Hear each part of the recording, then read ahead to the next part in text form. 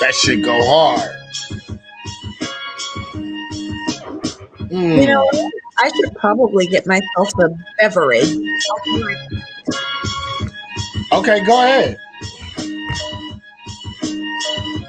What?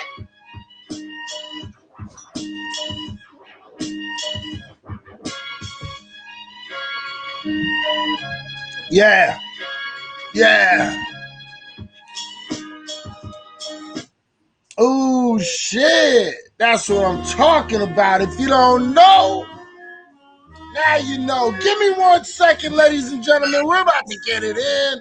It's Reality Check Virtual Radio.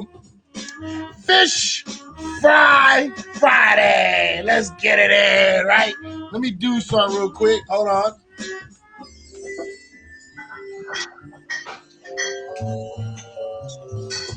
That's what I want to do.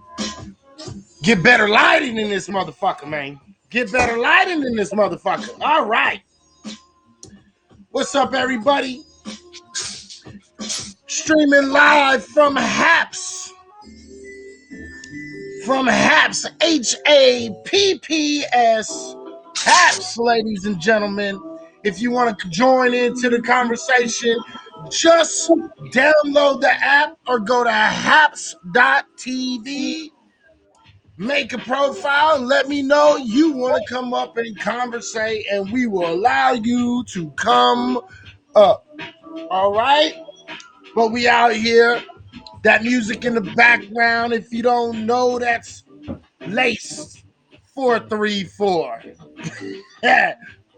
Them beats, boy. Them beats.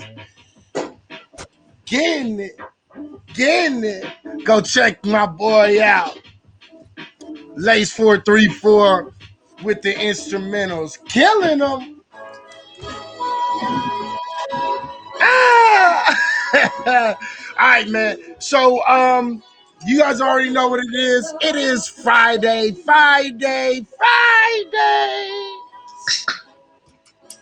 Look at you over there drinking. Over there drinking. What you drinking over there? A little rum snicker. Oh, a little rum, huh? Rum snicker. Okay. I'm drinking Crown tonight. I'm drinking Crown Royal vanilla. Oh, nice. Hey, Atlanta. What's good, Atlanta?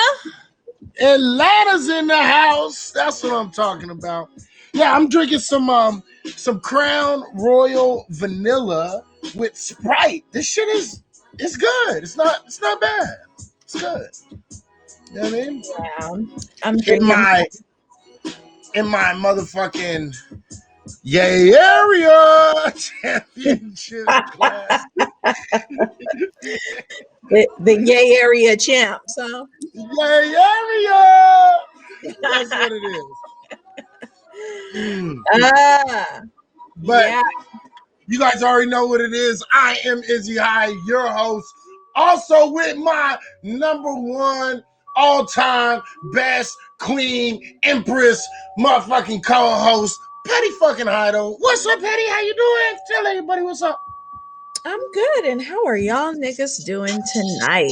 I'm excited to be here. It has been one long, exhaustive, hell of a week. But guess what, niggas? We made it. We made it. I mean, cheers to that, right? Absolutely. Can't argue with that. We made it another week. Black men and women, we were able to not be killed by police, killed by another black man. We was able to sit here and, you know, not get killed by these weird ass domestic terrorist white people. are able to survive. You know what I mean? Listen, if I could twerk, I would do it for the Lord right now. I would twerk for Black Jesus right now because Twerking for Black Jesus. he brought me a mighty long way this week. Oh, I ain't mad. I mean, what's your week been looking like? Tell us a little bit. Man, this has just been, between just the current events and having to work out all of these crazy people wanting to get people out of their houses. They're like, can we evict now finally? And it's like, yo, relax, rich niggas, relax. Okay. Right. I'm What not, is your hurry for kicking people on the street? yeah, like they want to evict people. It's like, you do realize that we are still in a pandemic. Calm the fuck down. Like, Yeah, we get but there's a lot of people saying, yeah, but the pandemic isn't that bad. it. We got 2 new strains. We don't even know what the fuck they do. We don't know if they have jobs. We don't know if they have great grandchildren. We don't know nothing about these new 2 strains of this coronavirus.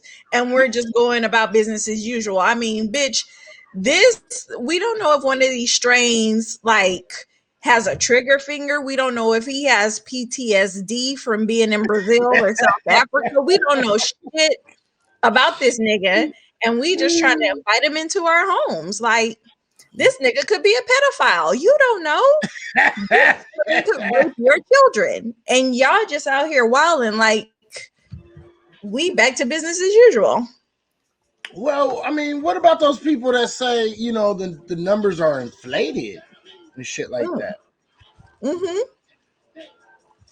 And And right, I like that. what's that mean? And so what if they is? People are still dying. Right, right, absolutely. I get you. I'm not gonna argue that either because it's Yeah. not my place to argue that.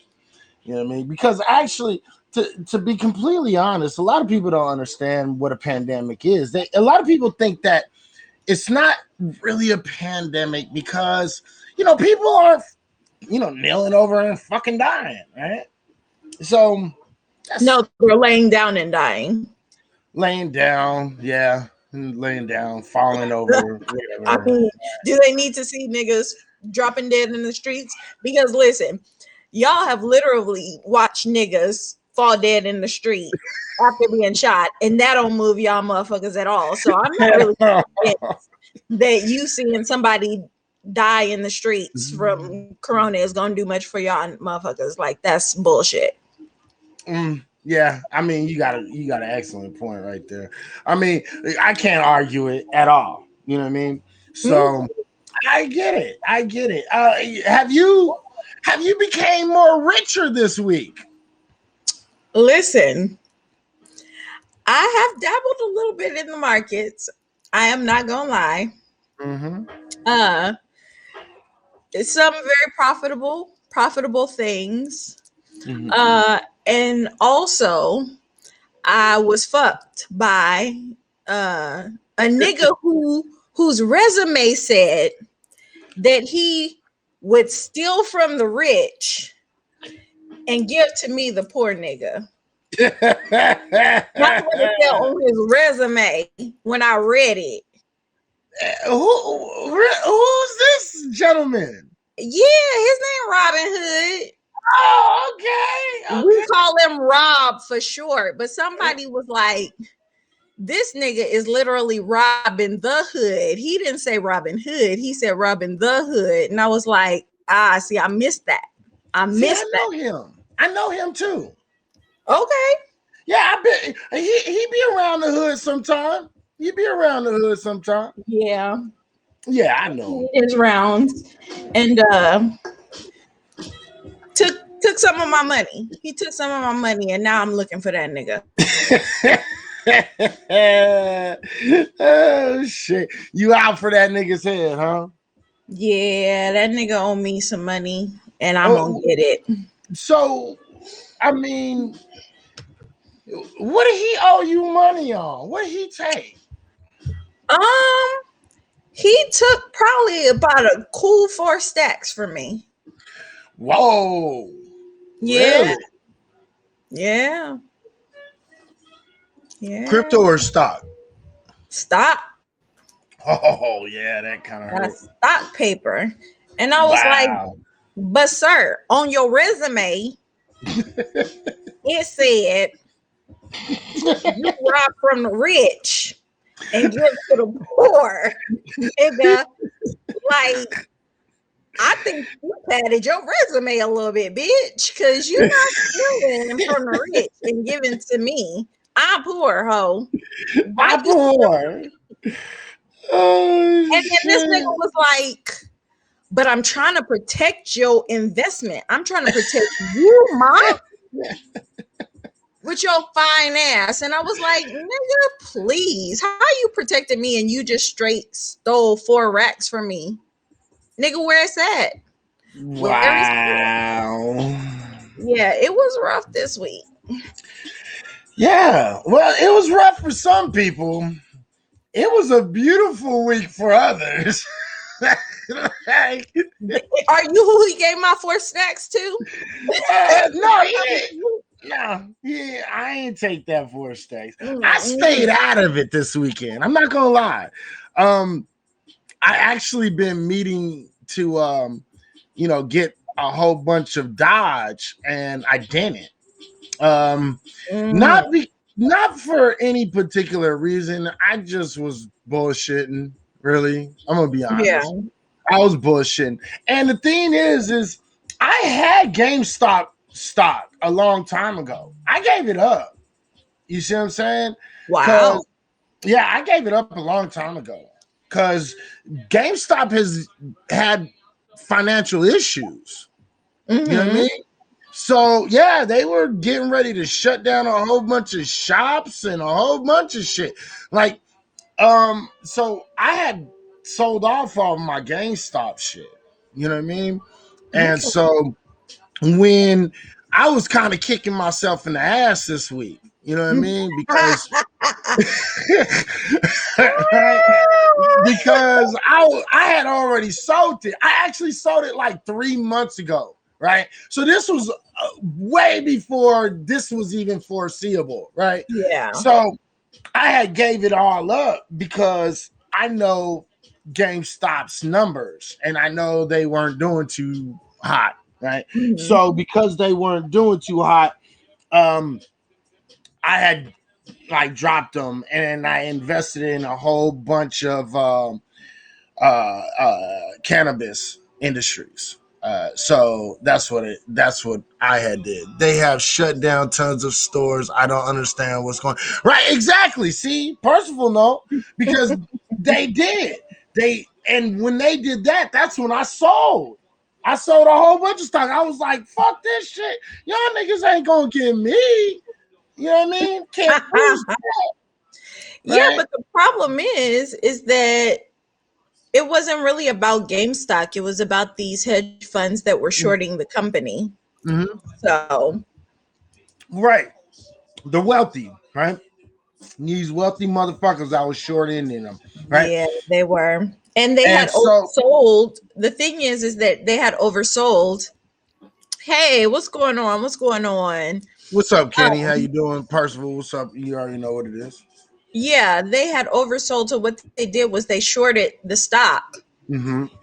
But you can only short 100% of stock, but they had Right. shorted it 147%, which means that they had more puts than stock was available. Right. So when one of the Redditors caught it, they were like, yo, they've been profiting off of shorting this stock during a whole ass pandemic. Mm-hmm. And the truth of the matter is that they're over leveraged. So if we start buying the stock, Right. then we can bankrupt them like they were trying to bankrupt. Keep talking. Keep talking. Right. So they decided to drive up the cost of the stock because at whatever point they ended up running out of their time on their options, they would have to buy those options. They would actually have to buy the stock at whatever the current price was. So they were like, listen, let's drive up the cost and make them have to buy back the stock at Oh whatever no, price you that we didn't. set it at. No, you didn't just do that So shit. Ooh, I'm. what is happening over there?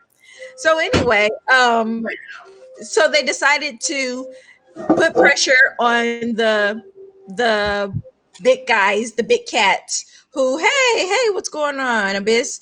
The big cats who shorted the stock, and mission accomplished. That's They right. ended up bankrupting two very healthy hedge funds. Yeah, Hitler is acting up. This nigga just got up, looked at me like, niggas, you gonna open this door?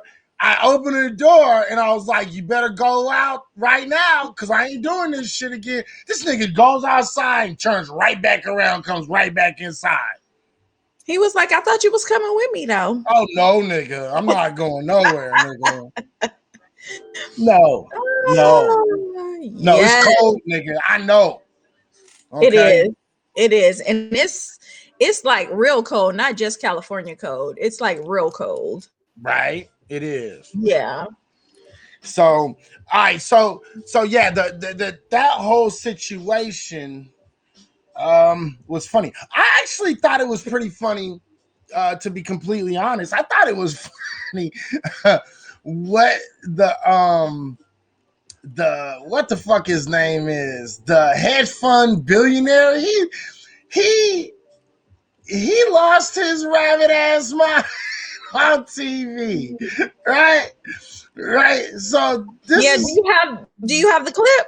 yeah, Right? I'm about to play it. I'm Yeah. about to play it because this motherfucker was like, oh no, he didn't. Yeah, like this shit is funny as shit to me, right?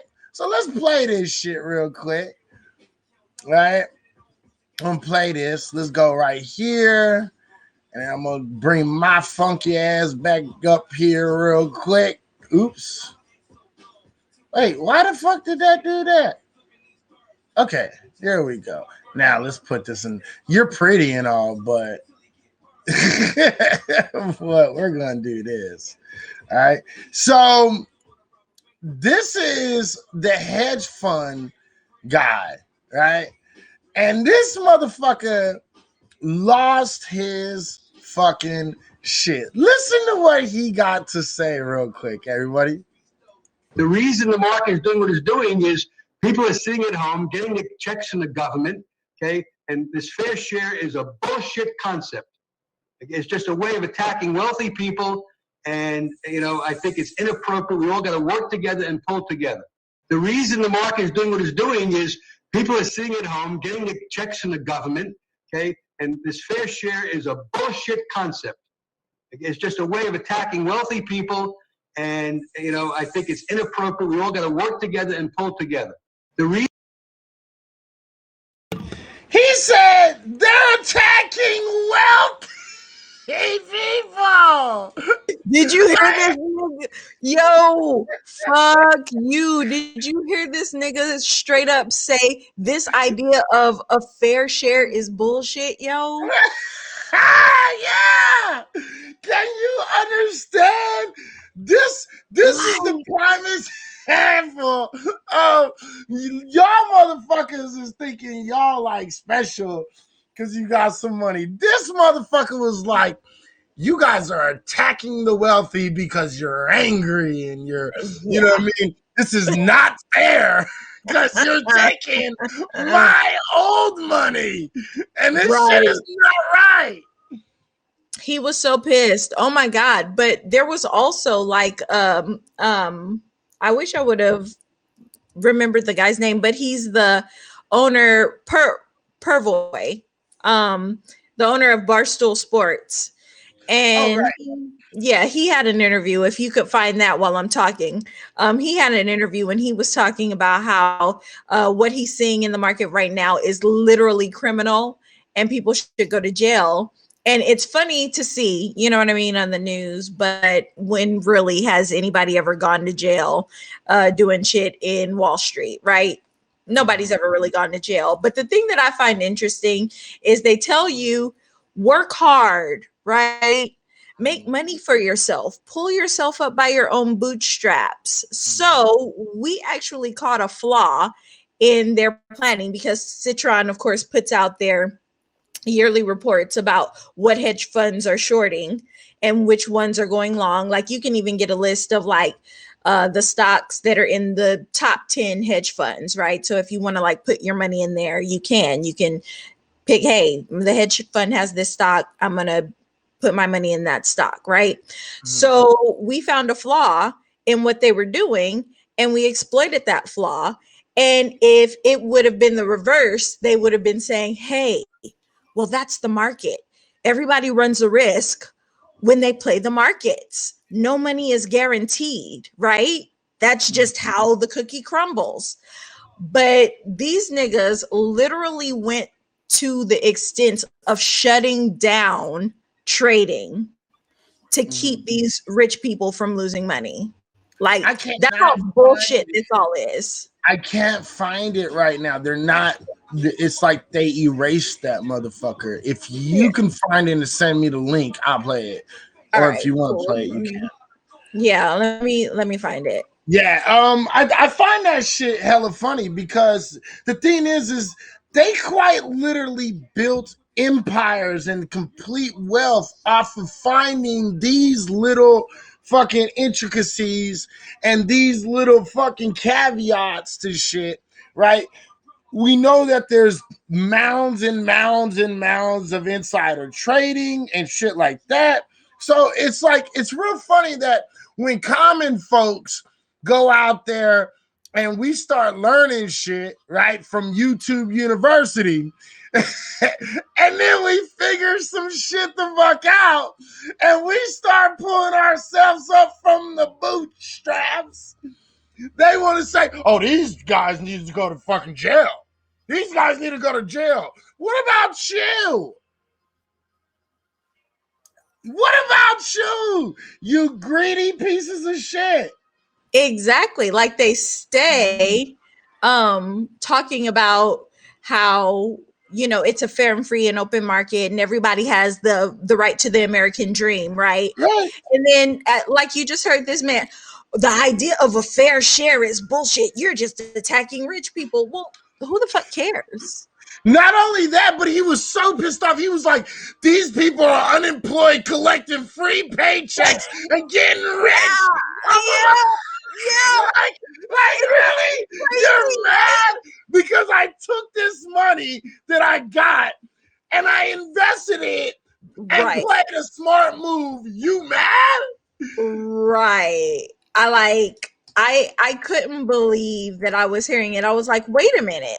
Like, you're upset that people actually invested in the market and they were smart enough to actually do what you guys do to make money. And now you're pissed. Like you literally said attacking rich people. Like, did anybody die, bitch? Did you die? I mean, did you die? Nigga, you down a couple of cool 100 million. That's it. You'll be fine. You could go wash your drawers in the Los Angeles Basin River. Okay? Niggas do it every day, bitch. Niggas do it every day. You gonna be fine. God. That shit is so funny to me. My God. I was laughing. I was laughing the whole time. But I actually did come up from this shit. I'm not gonna lie. I did come up from all this shit because everybody bought a whole bunch of GameStop, right? And then waited till GameStop they blew up and then sold. Whoa! sold. Right? And motherfuckers killed them. Killed pockets and shit, right? And then they went over to crypto and they just drove the price of crypto of Dogecoin up drove Yeah. it up, just whoosh, right? And it was really funny because it wasn't just a lot of people know about Dodge, right? A lot of people Right. know about Dodge, but the fact of the matter, there was actually 4 different cryptos that actually blew up, and one of them is one that I actually invest in, which is Ravencoin. Okay, Okay. so yeah, from Ravencoin. So you had like a 323% increase in Dogecoin. Then you had like 100 and something for another coin, and then in third or fourth place was Ravencoin, and they Wow. jumped 58%, some shit like that. So I made a pretty penny. I'm not gonna lie. That's nice. Well, I found the interview. I'm Play about it. to share it. Play it. Let's see. I guess we'll There, do this stack here, there you go. and then we will. The Robin Hood stops. Yeah, they stop. Yeah, and that shit is bullshit. All right. Let's see. Now, if you need to, yeah, there it is. All right. All right. Here we go. Ready? The GameStop shares and where they're trading. It comes as Robinhood resumes trading in stock, as you can see, up some 86%. Overnight, the trading app raised $1 billion from existing. Was it echoing on your end? It stopped echoing on my end. It's gonna echo on your end. It's just like me. I have to deal with the echoing too. So just let it. Gotcha. Okay, got it.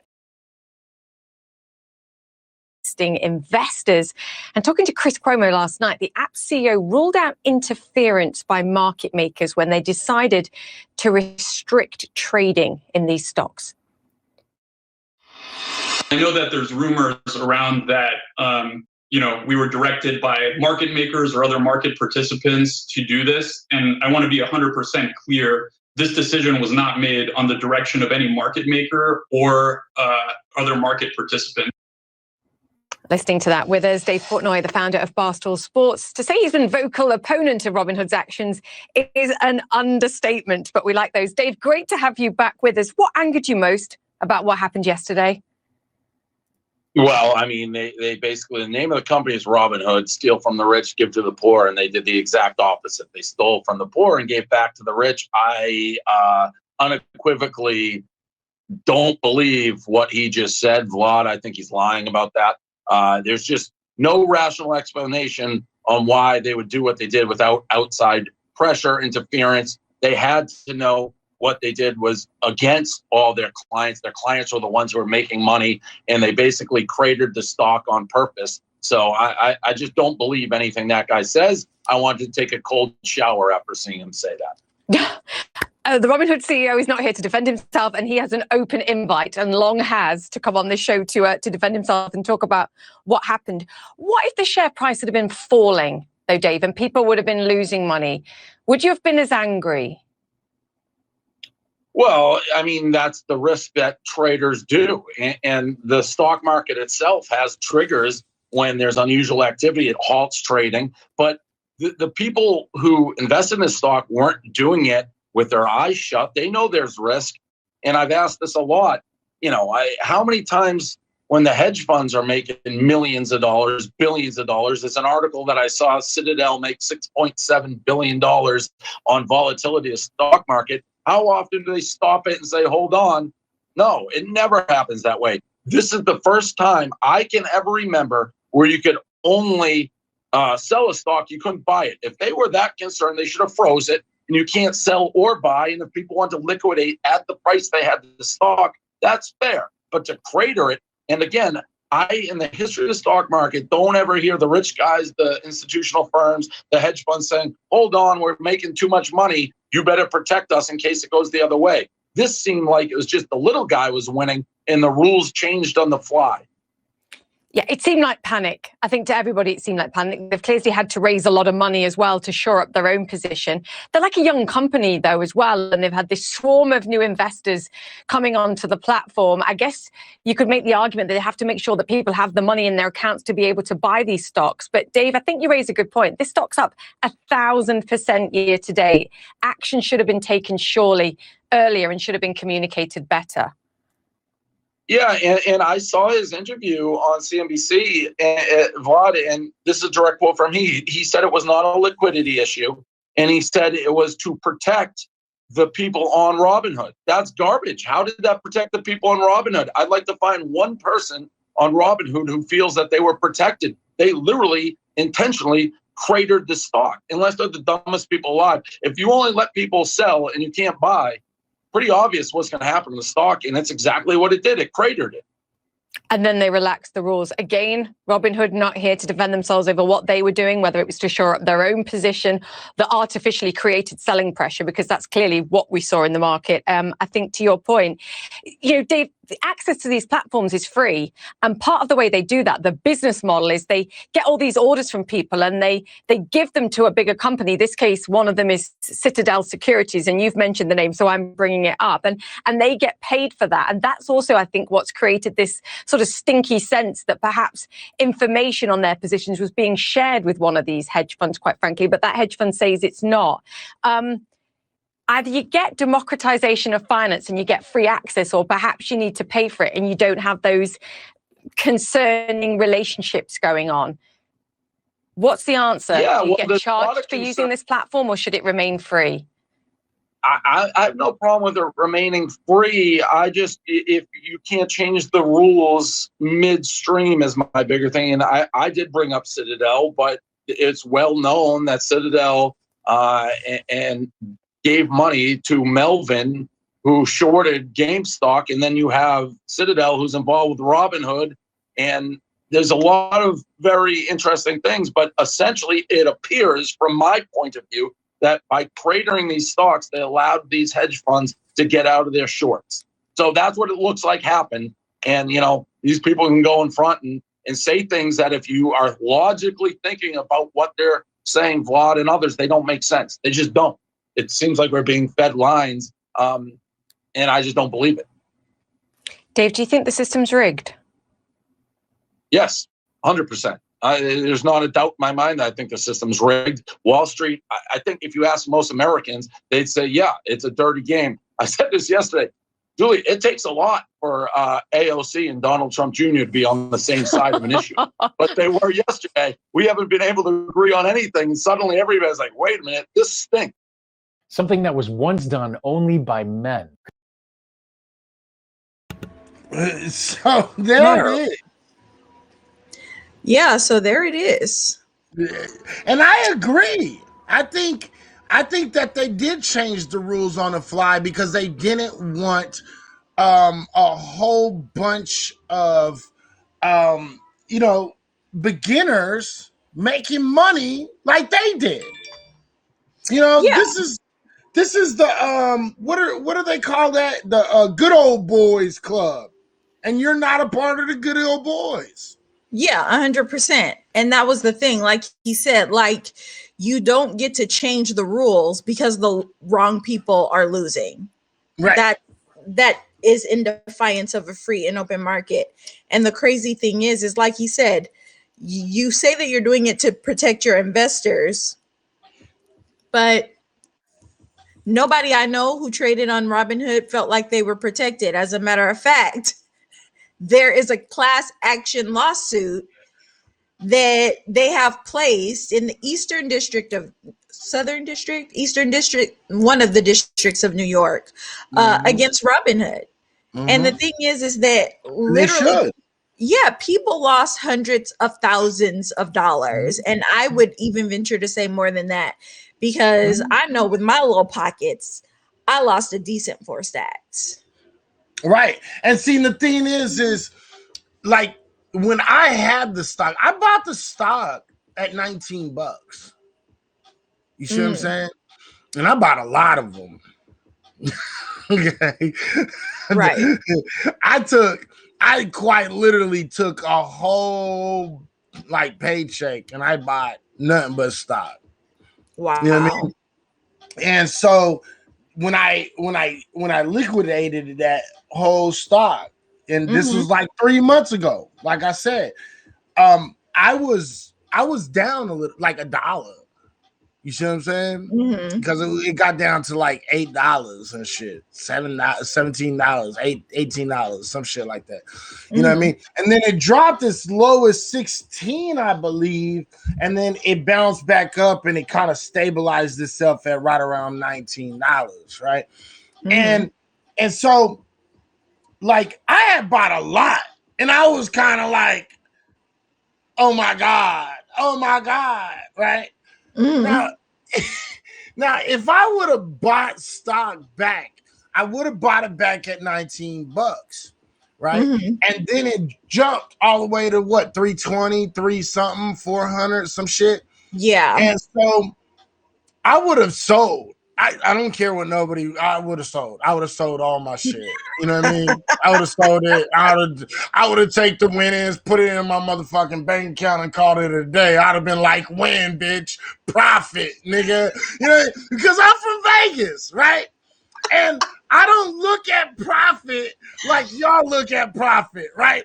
I'm from Vegas, so if I bet $3.10 and I win $3.50, that's called profit. I call that a win. Okay, I'm from Vegas. Okay, but the percentage. Yeah, but that's not even really a cool like 10%, yo. Like, right. But you have to understand money lines, game lines, spreads, and all that shit to understand what I'm going with, right? So, as a Vegas dude, right, understanding that even that 40 cents is profit, that gives me another play for the next day. See, and that's what people don't get, right? So I would have taken my profit, I would have called it a day because that would have gave me a play for the next day. You understand what I'm saying? Yeah, now fair enough. And I think that if we're trading in a normal market, then yes, that's a very prudent thing to do. However, this is really about fighting the establishment. What this is about hedge funds being able to short stocks and over leveraging themselves. Like this is the thing that Robinhood said that they stopped trading for us because they were worried that we were over leveraging ourselves. Right?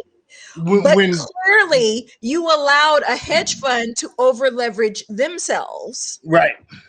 With 140% worth of short stocks on a company, and then you told us right to our fucking face, hey, we finna get rich, bitch. Right. And so we were like, how about we turn the motherfucking tables and we get rich, bitch. Right. And they said, oh, well, the thing is, nah, not really. Yeah, you know, nah, not really. That's not how this game go, y'all. Y'all ain't gonna fuck up the game. We're playing tag, bitch. You thought we was playing hide and go seek, but we really wasn't. We was playing tag. Exactly. But the thing is that now you're working with people who now have access to an entire world and social media. Right. So now you have the people like me who are traders who are like, okay, well, fuck these guys. How about it's more of us than there are of you 1%ers. Way more. And y'all motherfuckers just gave us, at very least, $600 to fuck y'all back with, right? So what we're going to do is we're going to take our money and we're going to put all of our little money together And then we're going to play Big Bank Takes Lil Bank. Right? Right, because I'm a hood bitch, and that's the only game I could relate this to. Right. Big Bank Take Lil Bank, bitch. Big How Bang about Take that? Oh, see, all you youngsters, y'all don't even know this game, but we used to legitimately play this game in the hood, okay? Didn't everybody? Yes. Then that's a hood game. Like if a bitch be like, bitch, Big Bank Take Lil Bank, I know this bitch is from the hood. Right. You know? Bitch, I know you ain't got as much money as you flossing trying to act like them apple bottoms is ripoffs, bitch. Now what? Right. How about Big Bang Take Lil Bang, bitch? Right. So we played that with them, and they were like, okay, so y'all want to play prison rules. And we're like, yeah, bitch, we playing prison rules now. So now that they're over leveraged, and most of us are out of our options, right? But the thing is that when we figured out that they were going to force our options to zero, we decided to just buy the stock because you've still shorted 140%, which means that if we continue to buy the stock, then when you have to pay out, you're paying us, bitch. Yeah. Fuck you. Pay me. Fuck you. Pay me. I see. Y'all don't know. Okay, so y'all don't realize right here on my palm, I used to have a palm tattoo, but I haven't had it worked on in a long time. But it quite literally said, fuck you, pay me. So I could go like this. Fuck you, pay me.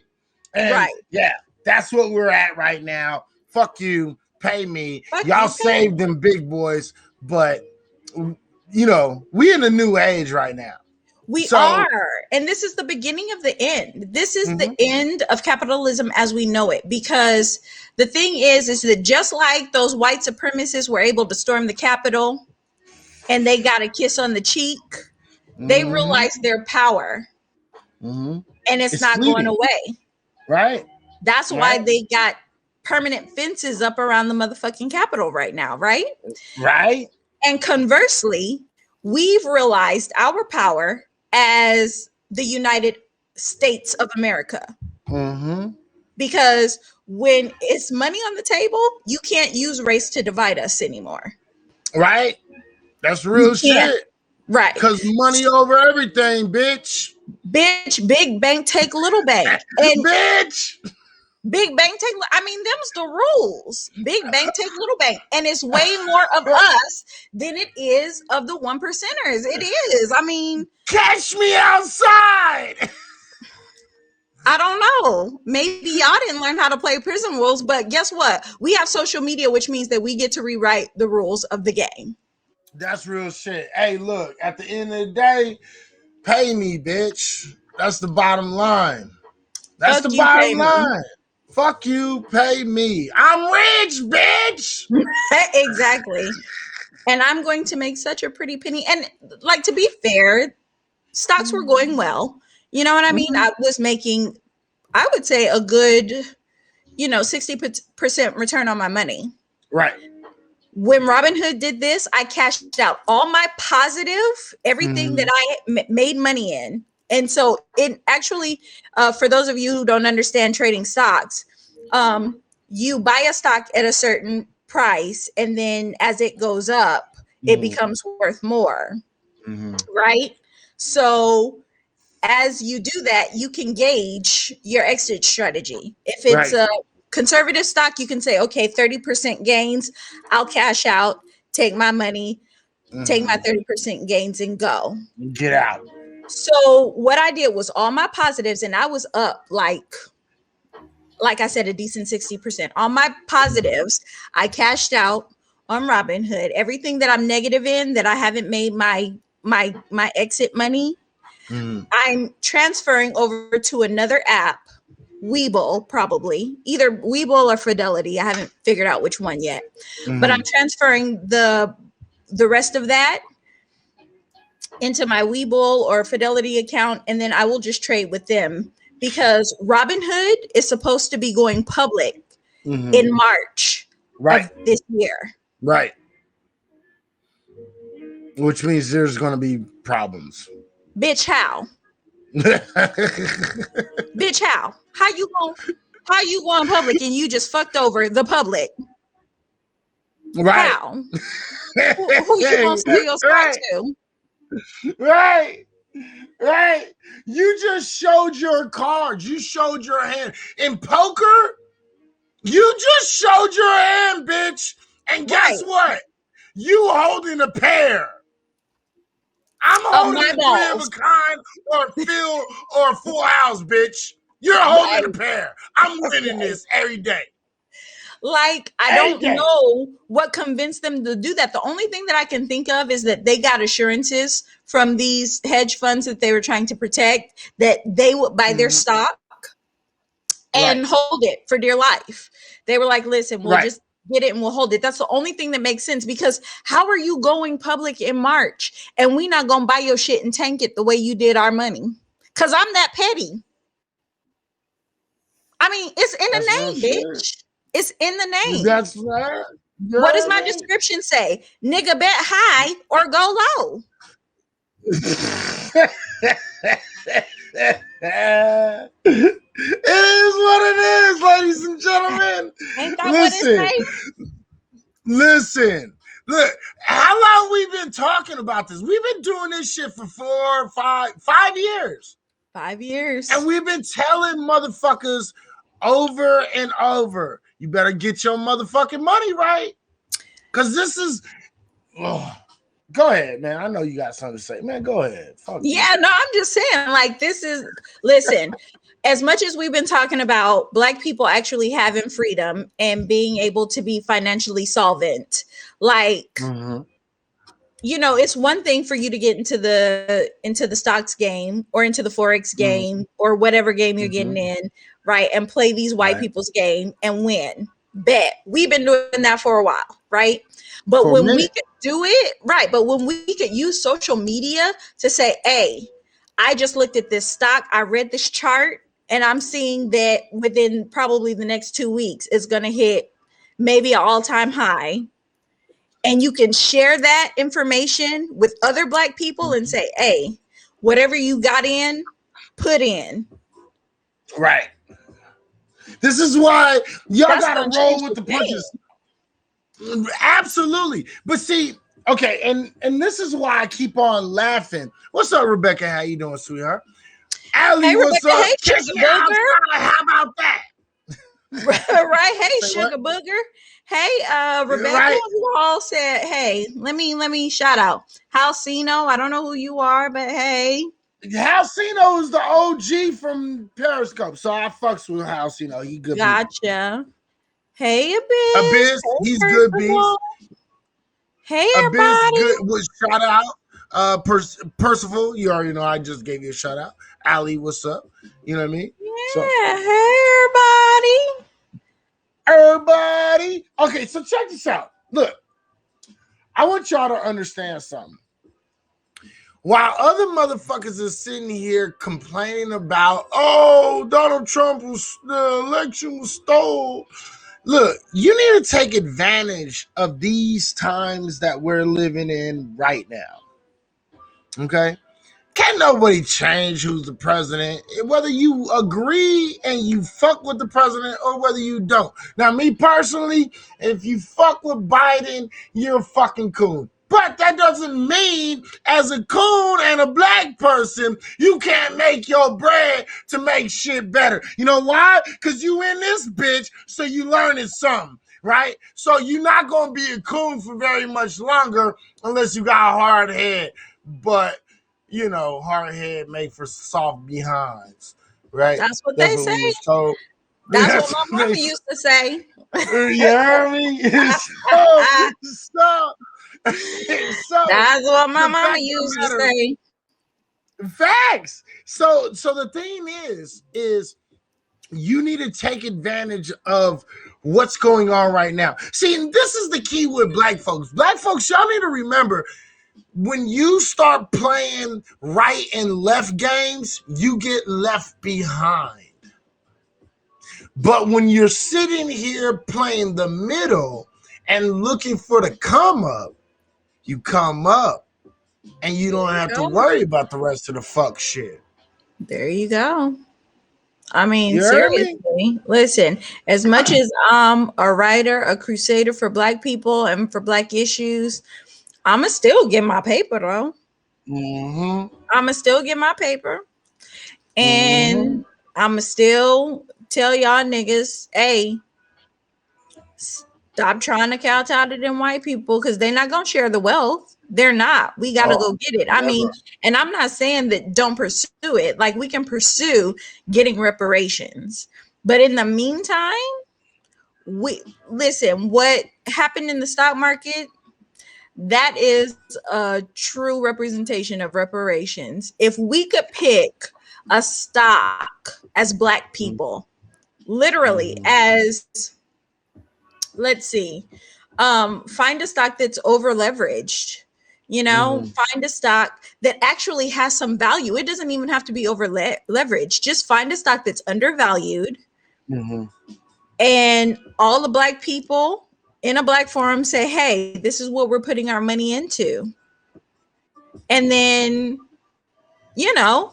we could do the same thing. It's not really that hard. But I mean, people don't like to listen to niggas like me because I'm a hood bitch and y'all are like, oh, she's so ignorant or whatever. Because when I was trying to tell y'all about Bitcoin, y'all was like, wasn't listening. They wasn't listening. They wasn't listening. And what's Bitcoin right now? What's Bitcoin right now? Real quick, pause. Can you host this shit? Give me 2 minutes. Sure. Gotcha. Go ahead. So even though Robin Hood robbed the hood, especially this hood bitch right here, we still have the last laugh because we own the stocks. So I'll get my come up. I thought Trump was something pissed off at me. Finally got my stimulus check. Interesting. Very interesting. You seem to have a very interesting sense of humor, Rebecca. But anyway, yeah, at the end of the day, we're going to get our money because, there's a strategy and there's a community of people who are tired of getting fucked over by the big people. And Black people at best should resonate with this because we're tired of being fucked over by the establishment. And to be honest, even though I'm not one to use my full government name on here, but being petty idol, I really 100% felt that when we were watching the Dave Portnoy interview, he was talking about how motherfuckers just changed the game or changed the rules in the middle of the game. The first thing that I said when I heard that was, welcome to being Black in America, bitch. That looks like equality to me. How long have niggas been telling white folks that you could tell us to do the right thing all day, but they will change the motherfucking rules once they see us on a come up? And now y'all are feeling it too. And I'm starting to feel like, yes, Black Jesus, this is the quality that I asked for. Because they say he may not come when you want him, but he's always right on time. And people used to think about the way that God had been good to them, and they would say to me, sometimes I ask God for something and I have a way that I want to see it in my mind, but the way that he actually gives it to me is better than I ever imagined it. And I understand what that is because Black Jesus, I was asking for equality and I thought that it would be the even playing field for Black people. But no, white people are just getting fucked by the same system that has perfected fucking us. So when Black Jesus gave me the equality that I asked for, it didn't come the way that I thought it would. But my God, there was something in the middle. And Jesus said, this day you will be with me in paradise. And Listen, I said, amen. Can I get an amen? Listen, you amen, nigga. Amen Ra, nigga. That's what I'll give you. But listen, check this out. What have I been saying? I've been saying this for years. You and me, Betty. Yep. White people, when you accept the fucked up nature that white people act towards us, it's only a precipice. It's only a preamble for how they're going to end up treating you. Yep. and y'all thought I was playing. We've been Right? saying it. And Dave Portnoy said it. He said, you would think that this would be some backdoor dealings, but they did it right in front of our face. I was like they've been killing niggas in front of your face. They've been doing it. Listen. Won't he do it? Won't he do it? Mm-hmm. Every time. Well, every Praise time. Black Jesus. You hear me? You Listen. hear me? Ain't he worthy? All the time. Ain't he worthy? Okay. Moving on. Okay. Moving the fuck on. All right. See, the fact of the matter is this. I'm gonna, you know what? And I have to do this.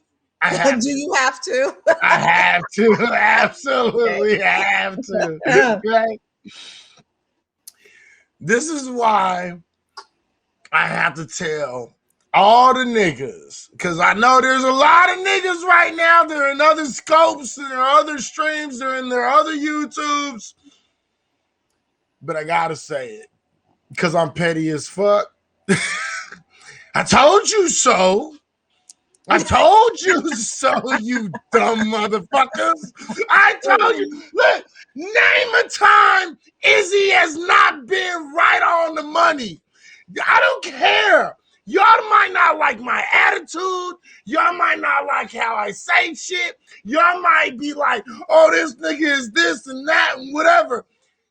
Name a time I've lied to you. I haven't. So suck my dick. I told you so. You get what you get. You know what I mean? It is what it is. Sounds about right to me. Mm-hmm. Sounds about right to me. But in the same vein, though, of equality and how Black Jesus has been delivering it to me, Hada Mosika, this week. I listened to these house niggas and these house publicans talk about the threat of white supremacy and how they feel safe going to work. And I said, my God, how dost thou fill my basket with abundance? Listen, Black Jesus said, I know the plans that I have for you, plans to prosper you. I didn't think that I was in the season of prospering. But Black Jesus has delivered unto me the prosper, because I listen to these white folks be afraid for their lives inside of the Capitol from white supremacists. That's real. They are asking for a permanent fence. If you can find this story, it should be on CNN. They're asking for a permanent fence to be put up around the Capitol because of white supremacy. This same white supremacy that niggas have been talking to them about for years, but white supremacy came up and it smote the white people in power. And they are shooketh, and I get to watch it in the beauty of holiness. These white people talking about white supremacy because they are afraid. It's amazing. Absolutely. No, absolutely. You're absolutely right in here. Because I'm actually going to present. Oops. Boop, boop, ba-doo. Let's go that one. If I remember correctly. Bang. Bang. Let's go to bang. And let's go to bang. And I apologize for leaving you out. There it is, right there. All right. Proposal to build a permanent fence around the Capitol meets resistance. This is coming from CNN. I want y'all to pay attention. A recommendation from the acting chief of the U.S. Capitol Police for permanent fencing and other enhanced security measures around the U.S. Capitol in the aftermath of the January 6th insurrection has been met with resistance from lawmakers on both sides of the aisle and from the mayor of Washington. Okay, so real quick, just so you understand and what Petty was actually just talking about, they made this proposal, okay? And this proposal, they wanted this fence, like you see on the screen, right? They wanted this fence around the Capitol building. But a lot of them actually think it was. Nobody gives a shit about what they think it was, okay? Because guess what I saw? I saw a whole lot of Proud Boys and military white supremacists that kept on getting arrested. Tell me how many Antifa were arrested. I'll wait. Unless that's some sort of, government conspiracy to fucking, I don't know what the fuck, but yeah, please show me. I'll wait. Okay. The fact of the matter is they proposed a fence around the Capitol, and they didn't focus. They didn't make this fence, and they didn't ask for this fence because they were worried about domestic terrorism. What it was sorry about that, because we got ads every once in a while. The fact of the matter is white folks are now being affected by the system of white supremacy in which they built. The fact of the matter is the system of white supremacy is just like capitalism, and it implodes on itself. And the number one reason because of that is because white folks' population is dropping day by day. So because it's been dropping day by day. The fact of the matter is they are now, because there's there's a very definitive line in between low-income white folks and so-called upper crust white folks. Okay? And low-income white folks are now realizing, I can't even talk. They are now realizing, right, that they are sacrifices. And for a long time, white sacrifice was an okay thing. They understood, look, if this is ultimately going to help my kids and me and my family and everybody in my family, then I'll fuck with it.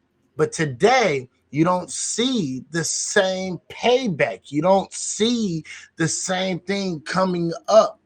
So now when you see white sacrifice, these low-income white folks are actually starting to stand up. But yet, they're still fooled because they're still fucking a bunch of racist piece of shits. You know what I mean? Go ahead and play that, because I know you playing something. What you about to play? Yes. Yeah, absolutely. Fuck yeah. Yeah, not about to play anything, but just want to show that while we're all talking about Yes. Yeah. So we're talking about white supremacy, and we're talking about the elites trying to make their supplications to have their fences put up to protect them. Mm-hmm. Meanwhile, the Proud Boys leader, Enrique Tarrio, Ah.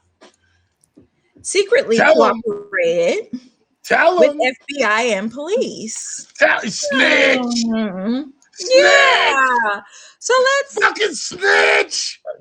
let's explore this a little bit, right? Because my question when I read this headline was, well, if he was cooperating with the FBI, how did the Proud Boys get into the Capitol? Like, shouldn't they have been tipped off by the Proud Boys leader that they were coming, that they Fucking were snitch. that they were storming the gates, that they were planning? So yeah, it says Enrique Tarrio, the chairman of the Proud Boys, a far-right nationalist group that is a major target of the sprawling investigation into the riot at the Capitol this month, has a history of cooperating with law enforcement, according to court records and a former prosecutor. The stunning revelation, it was stunning to me, definitely, that Mr. Tarrio, who leads one of the country's most notorious extremist groups, helped the FBI and local police departments go after more than a dozen criminal defendants about a decade ago, was first reported by Reuters on Wednesday. The news emerged as Mr. Tarrio himself has fallen under scrutiny for his role in encouraging the Proud Boys to attend a Stop the Steal rally in Chicago on January 6th, after which a mob of hundreds broke into the Capitol, disrupting the final certification of the presidential election. Facts. He cooperated with local and federal law enforcement to aid in the prosecution of those running other separate criminal enterprises, the former prosecutor Vanessa Singh Johansson said in a statement. Okay, so I just want to pause. So he cooperated with the feds to aid in the prosecution of those running other separate criminal enterprises. So we've acknowledged in that one statement alone that the Proud Boys are a criminal enterprise, correct? Because they said running other separate criminal enterprises, Right. right? Right. So that's acknowledging that the Proud Boys are themselves indeed a criminal enterprise. Facts. Okay. And they were allowed to storm the Capitol. Facts. And he's not in prison. Okay, I'm just gonna keep reading. Yeah, keep on reading. Yeah, just keep on, just level up. Because I got something that I want to put on because I'm gonna confirm this, and this is Black folks showing that we've been trying to tell white folks this shit for years. So go ahead, you keep on going. So the court transcript, which documents a hearing in 2014 where Mr. Tarrio sought to reduce his own sentence in a fraud case. Bitch, fraud. How fraud?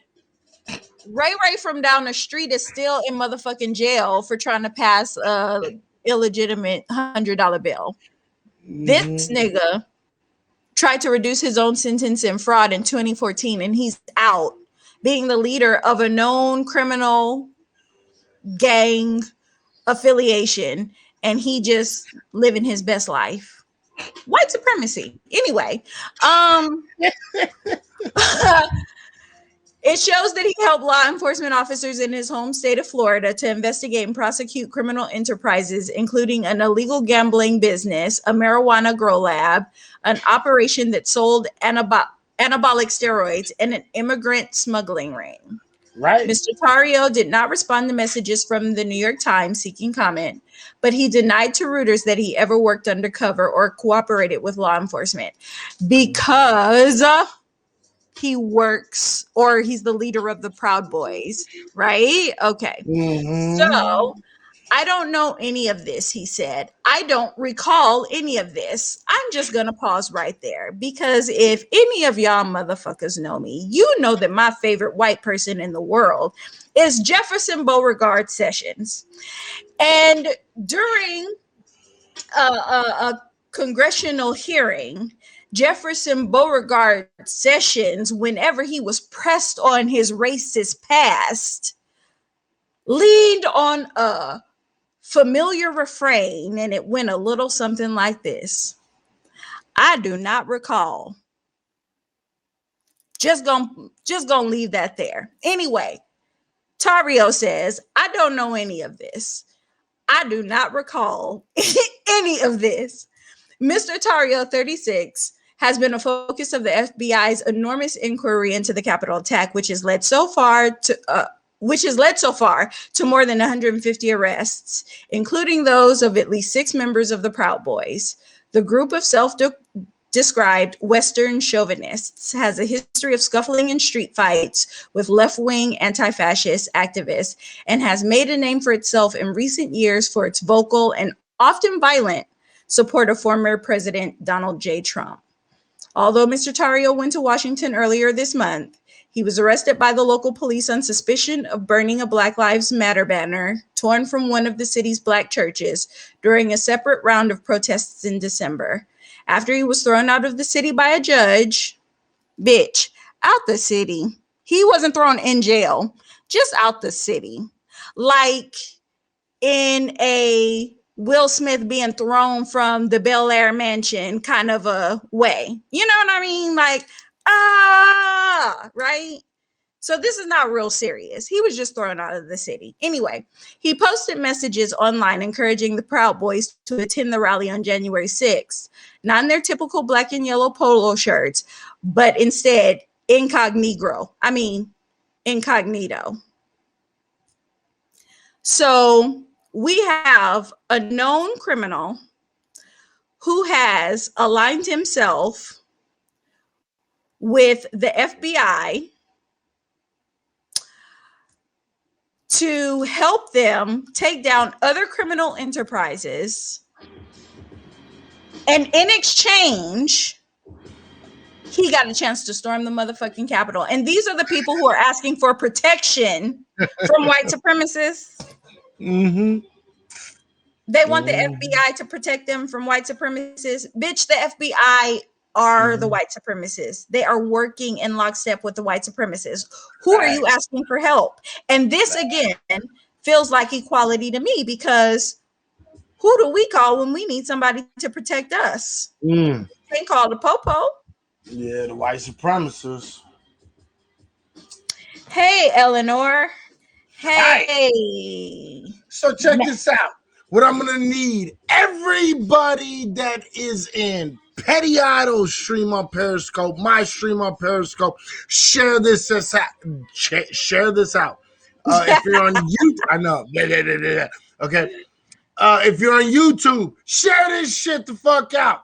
If you're on Haps, share this shit the fuck out. Share. It ain't costing you a penny. I ain't got a single goddamn award. So the least you can do is share this shit the fuck out. Share it the fuck out. I'm dead serious.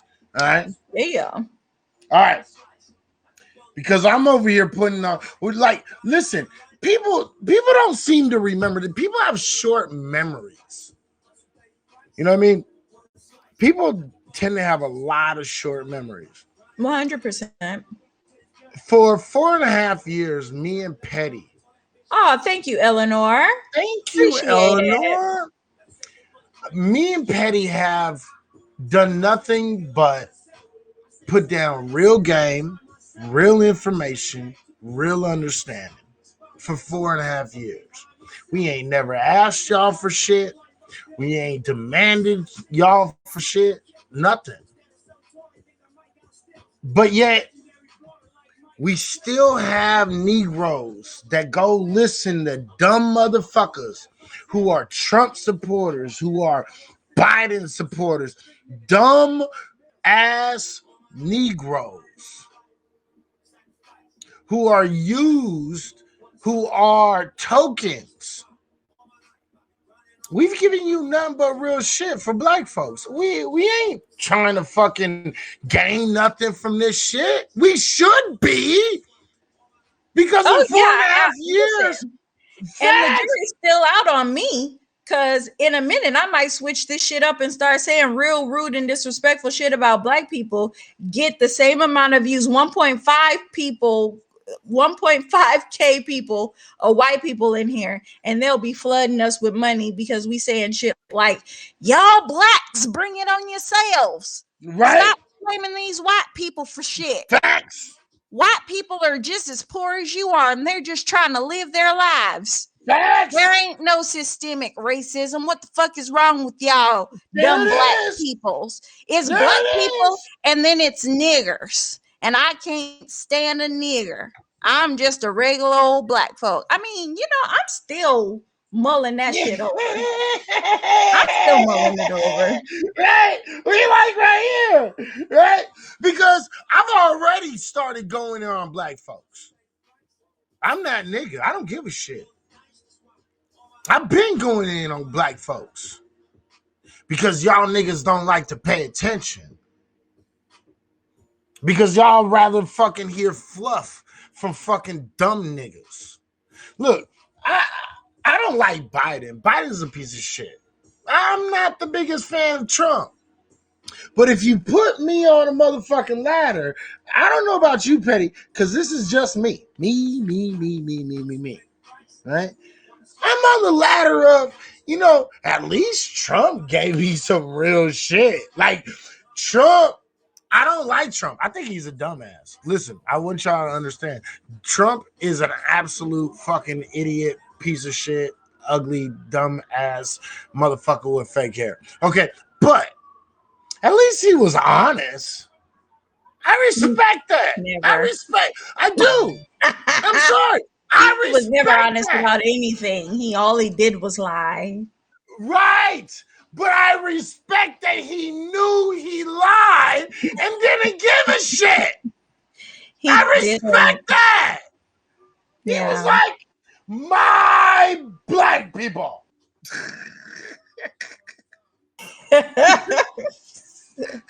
My African American. My African American. I respect that. I respect he was like, you're not really shit, but I'm going to let you know that you're fucking appreciated, even though you're not, because you're rapists and murderers and fucking everything else. But we respect you. Yeah, you all are from shithole countries. Right. But hey, at least you're in America. And at least I'm your president. There you go. You see? How can you guys lose? I respect that. Because as racist and as much of a piece of shit he was in my face with that racism. Yeah, he definitely was. He was in the face with racism. But you know what? That wasn't... listen, Black Jesus has opened my eyes. I found that I'm not as interested. I thought I liked the in the face racism because you know where you stand, right? Mm-hmm. But it turns out, and Black Jesus revealed this to me. Okay. That speak Black Jesus. Right. That what I really care about is the equality in the form of white people finally getting fucked over by the system that they have defended to my face for so long. Yeah. I mean, that's just, I care about that more, and that's happening right now under Biden. So I really can't be mad at anything that is happening right now because it just means that I care more about that than anything else. I mean, did you hear that white man? He was so angry. He said, y'all are just attacking rich people. He was about to have a heart attack. Listen, that joyed my soul. That joyed my soul. You know what? It's like every time I think I'm like the most petty motherfucker on the planet. Never think that as long as I'm alive. You just make those levels a little bit more steep. And you're just like, yeah. Never while I'm alive. You will never be the pettiest motherfucker alive. And this is why the fuck you gonna be my baby mama. Okay, check this out. Listen. All right. I'm gonna play something. I'm not gonna lie. It's gonna be a few minutes. I don't know if y'all can deal with it, right? Because I understand that y'all niggas is dumb as shit, and I understand that y'all niggas don't like, real fucking information. I get it. I understand. Y'all niggas want me to sit here and be like, "Fuck you, cracker," and fucking piece of shits, whatever. Okay, and you want Petty over here to be fucking petty as shit and be like, "Fuck you, crackers, you fucking pieces of shit." I get it. I understand. Okay. Shout out to Eleanor for the second award. Thank you, Ma. Like, that's what I'm talking about. But what I'm going to do is I'm going to play something, please. And I'm going to play this. And again, I've always played this. There's a reason why I play this, and nobody has yet to figure this shit the fuck out. All right? Is it my favorite commercial? No, not that one. No. They took that down. They took it down. I'm sure they did. They took it down. But do you know why they took it down? Yeah. Equality. Yeah, equality.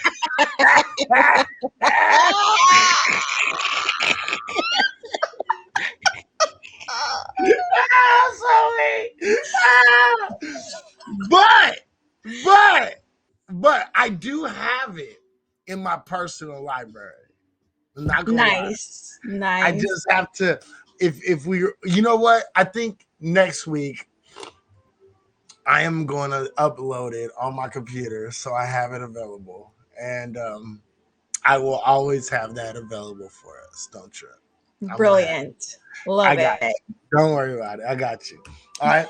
But what I'm going to play is I'm going to play some Nelly Fuller Jr. All right. It's going to be about 8 minutes and 40 seconds. Okay. But I do it and I play it all for a reason. So if you don't understand the reason, because you're probably not smart enough to have this conversation. But if you're smart enough to have this but if you're smart enough to have this conversation, you'll fucking watch this and you'll be like, "Oh shit."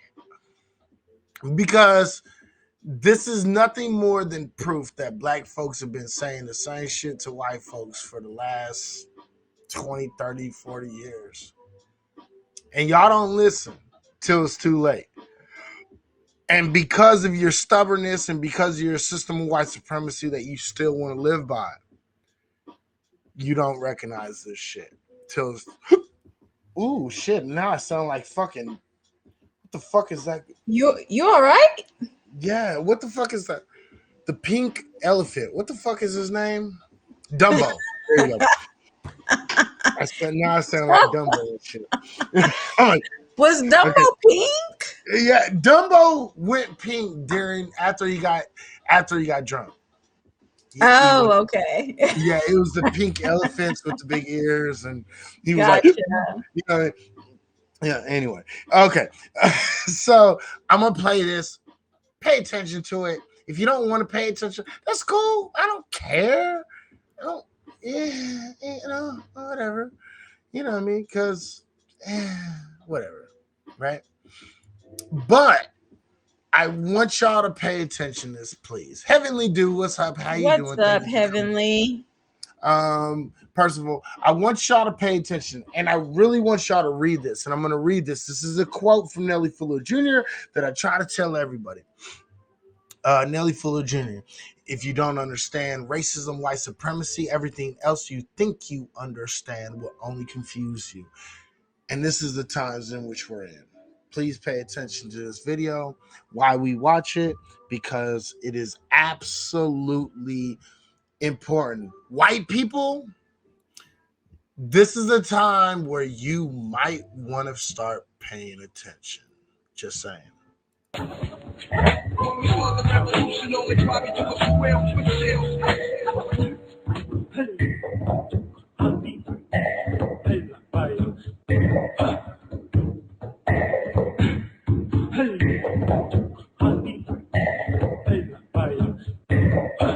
What are the white basic things: racial showcasing, racial population tailoring, racial dislocation, and white sacrificing. And these 4 things are designed to produce maximum sophisticated confusion among the victims. And so far it's been somewhat successful worldwide. Now I'll start with the first one. What is racial showcasing? That means taking huge numbers of black people and putting them out front. There's going to be more of this all over the planet. Many millions of black people that you will see who will be rolling in money. They'll be able to showcase the places where they live.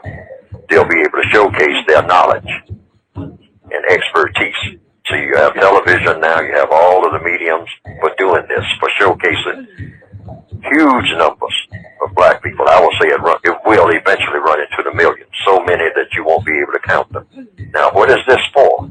This is for any black person that starts talking about racism in the future is going to be laughed at, because they're going to be able to showcase so many black people who are what you call quote unquote successful, that it will seem that racism has been put out of business. But white supremacy is a world business, and like any other business, it works on profits and losses, which means percentages. You go into business, you expect a certain amount of loss. If you're in the grocery business, well, you might have a load of asparagus that is spoiled. But overall, you will make more profits than you have losses if you're going to stay in the business. Now, so the white supremacists know that the cost of doing the business of white supremacy is going up. They can no longer get away with Joe Louis and Lena Horne like they did years ago. They have to have many more black people who are going to be showcased. I made up this term just to explain it. You have to make up terms, because they won't make them up for you.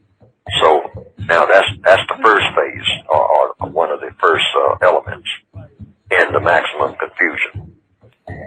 And so that black people won't be able to say, they'll say, well, you know, it must be something wrong with me that I'm down and out and don't have a biscuit to eat, because there are so many millions of black people who have so much, so it can't be race. But see, for the 4 or 5 million black people who will be showcased, there will be hundreds of millions worldwide who won't have a biscuit. That's the way the business operates in the future and will be. That's the way it seems to be going, according to what? The evidence, according to the logic. The other is racial population tailoring. That's number 2, meaning they're going to be killing huge numbers, either directly or indirectly, of non-white people. When I say black people, I mean, you know, non-white. Anybody who's in the non-white category, and doing this on an ongoing basis. Not to try to kill them all, because when you're in the business of racism, you don't kill off the thing that you need in order to keep racism going. Your ego trip, which is what it's really all about. But you do tailor the population so you can keep them controlled. So you'll kill off a few million in the Congo, then a few years up the road, you'll kill off a few million in Nigeria, and a few years up the road, you'll kill off a few in Mexico, and on and on and on. And you will highly select the places where you do this. You'll have it all computerized, where you kill off huge numbers, or you have them, even better still, kill off each other, like you do in most of the cities in the northwestern part of the world, called the northwestern hemisphere. Having black people gun down each other, you know, non-white people, the brown people gunning down each other, gangs and all that other foolishness. See? And you kill them off, you know, and you just keep this going, and you egg it on, and you put things in place that will see to it that it just keeps going that way. It never stops, because that's the mentality of the people. And this is racial population tailoring. In other places where the people are reasonably sane, they don't have a tendency to kill off each other. Then you do things like dry up the water, or poison the rivers, dump toxic waste. There's all kinds of ways to do that racial population tailoring. All right, then the other, number 3, is racial dislocation. Keep them moving. People who are forever on the move through eminent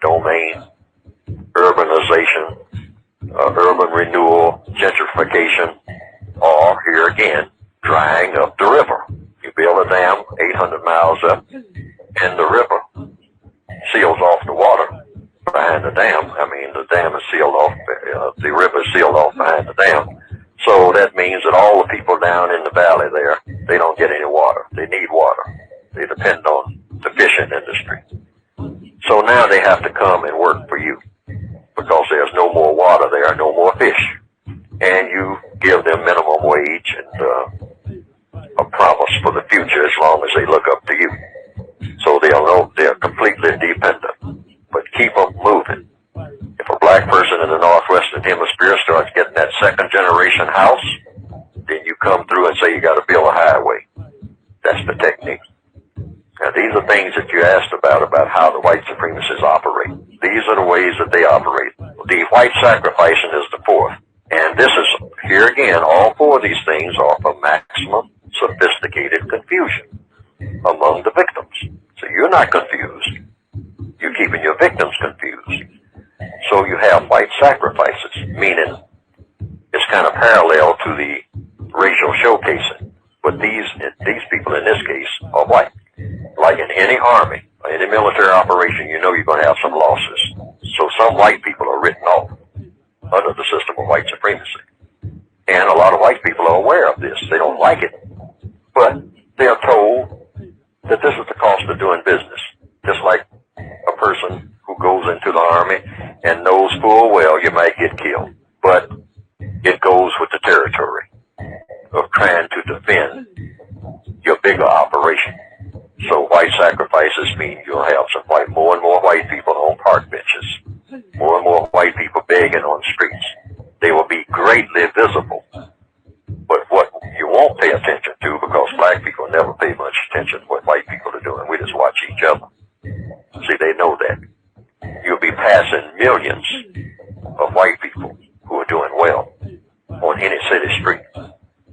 And for the handful of white people who have fallen through the cracks, you might say, sitting in front of the subways or begging in front of these delicatessen, for the handful that you see doing that, up under the bridge and all like that, it will give the illusion that it's not about race, that white supremacy is officially out of business.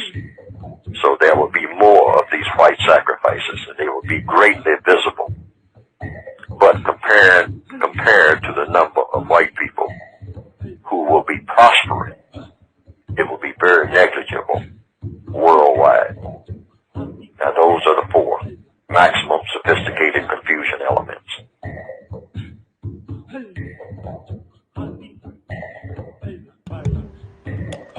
All right. So, I hope you understand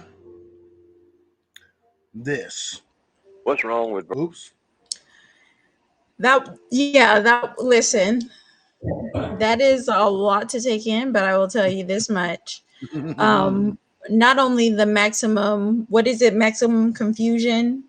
Maximum sophisticated confusion. Yeah, maximum sophisticated confusion. The idea that that I was introduced to during this week of what happened with the stock market is that the extent that they are willing to use race to divide us, because we saw this week what will happen if we unite as a people, regardless of race. Facts. Which is why they push the disparity of race so hard. It's literally so that we can be arguing amongst ourselves and they can be making the money. And the unfortunate thing is it's at the expense of Black bodies. And that's why it's such a awful, horrid thing, because we see what we can accomplish when we unite. I mean, with the George Floyd protests, like all the people who came out, literally multiple police forces defunded some portion of their police officers. That happened because we united as a people. We were able to bankrupt some of the top 1% of Americans because we united as a people. And so if we can learn how to not let this whole maximum sophisticated confusion get to us, and white people realize that race is an issue in this country, and it is an issue because they make it an issue. And they make it an issue so that they can keep their billions of dollars, then we could actually make some real change. Like I hear people saying, oh, race is just a construct and you have to stop using that. But the truth of the matter is that we need you guys to realize that it's a real thing because they want to keep us separated so that they can stay rich. By you downplaying it, it's still playing into their hands. You have to say, absolutely, we're not going to let you treat Black people like this. We are all one. We're not going to let you treat Black people like this. We are going to be on their side. And then we're coming for y'all motherfuckers. No more maximum sophisticated confusion. Because white people finding out that the system is there to fuck them over too, they were like, you mean they changed the rules in the middle of the game? And niggas was like, yeah. I mean, what did you expect? And white people were like, but you can't do that. And we were like, they kind of can, you know? They've kind of done it over and over. They kind of can. Right? Yeah. Absolutely. So hopefully we can really understand that we have to unite as a people. And when I say that, I'm not saying it in the vapid way that most people say it. I mean, you guys have to have our backs when they are trying to use our skin to divide us. If you have our backs, then we will gladly unite with you to take down the elites. Period. Absolutely. Because see, white folks tend to say stupid shit like, well, it's not racism, it's classism. Okay. Right. Right. And it's all of it. Like Eleanor said, white folks, we can't address it until we acknowledge it. Right. And the fact of the matter is, yeah, it is classism a little bit. And it's racism a lot of bit. You know, right? And that's what people don't really get, because you have to destroy the foundations of shit in order to actually completely wash it away, like destroy shit. Right? Yeah, I find it 100%. Funny that people in our time, they believe that if you shoot a cannon at the top of the building, and the top of the building it fucking falls in and it falls down, they say, we've won, we've won, we've won. Not realizing they can always rebuild that top. You know what I mean? Yeah. But when you destroy the foundations of something, what actually ends up happening is you have to find a whole new plot of land. Then you have to rebuild the foundation. Then you got to build the house. See how this works? Yep. It's a game, man. People ain't ready for this shit. Because they're so worried about, kowtowing to white people, kowtowing to the left, kowtowing to the left, to the right. Yeah. Yeah. And that's the thing. Like, we really have to get into the mindset that this revolution that's happening, because I mean, even the revolution that's happening with capitalism right now and, the free market, it's all a part of the same revolution. But the people who are leading these revolutions haven't realized that it's all a part, that you need all of those facets to work you have to have all of the facets to work. So once they realize, all of the leaders of these movements, that you have to unite with everyone, and even globally, to take down these systems of power and to share the wealth, it takes all of these facets. And, then we can stop making movies like American Skin and we can all be happy. That's a great like segue. I like how you did that. That was really slick. Like the way you did that shit was like perfection. The way you did that was absolute perfection. It has to be acknowledged. Listen, I want more than anything to be perfect, but I was aiming for petty. Oh, don't get it twisted. It was definitely petty, but it was perfection.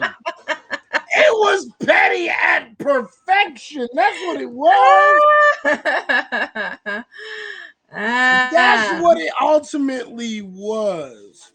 Good. Well, I'm glad that I aimed for the moon and got the stars. Right. And the fact of the matter is, listen, everybody, a lot of people were expecting, because we actually had this conversation already about this movie. So we probably will not be trying to like go as deep as we went in before, but I do want to hit on some things about American Skin, because I told everybody, I said, watch the movie and tell me what you think about American Skin. Yeah, if you guys haven't watched it, it's available on Amazon Prime, and it's like super affordable to rent. It's like $6, $5.99, something like that, $6.99. Super affordable. It's not one of these bullshit ass movies that they be trying to charge you $20 for, and I'm like, bitch, I will torrent that motherfucker before I spend $20 on this motherfucker. You heard me. But yeah, but it was good. I mean, it's reasonably priced. Plus, give Black people their things. All right. So yeah, you guys should definitely check it out on Amazon. Yeah, there you go. All right. Let's kind of get into it. So do you want to give the synopsis of the movie, or you want me to? Let me know. I can give the synopsis because I'll be quick about it. The synopsis of the movie is that another nigga dies at the hands of the police. Woo! Surprise! Right? And then after some events occur, this man kind of stews in the idea of losing his son. He tries to go through the proper channels to get justice, right? They fill us up with hope. And then they let us down by saying, sorry, there's no there. And he decides to take the law into his own hands. Right. So that's the premise of the movie. Right. Now, you caught me in the middle of eating, bro. No, I didn't. You put that in your mouth after I was done. You're lagging because I didn't. Okay? You put that in your mouth after I was done. All right. So, the fact of the matter is, what you have is black man, black son. The son was killed. Police killed him. He did not get any kind of justice. Okay? No. So what he decides to do, and again, if you're not into spoilers, get the fuck out now. This is your one and only warning. After this, spoilers abound. Okay? Spoilers are needed because we need to talk about a few little situations inside the movie. And this is why I'm going to tell you now. Spoilers are available, are going to happen. Right? Yeah. Now, he felt he needed justice. He felt he didn't get justice. This is a feeling that black folks, I think, as a whole, feel. Do you agree or disagree? Do you think that black folks as a whole we're consistently looking for justice when situations like this happen. When we're talking about, what happened in American Skin when his son was shot. Yeah, absolutely. I mean, literally, it's in the motherfucking name. No justice, no peace. Mm-hmm. There it is. So, as you can imagine, the son dies, and the husband splits up with the wife.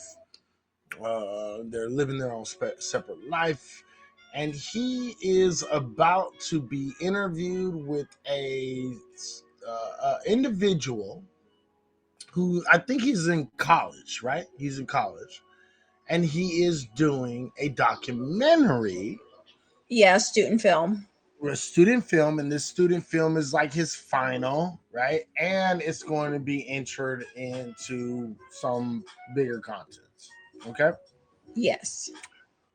So, um, he has the interview, and during the interview, he brings them along with a plan that he has came up with.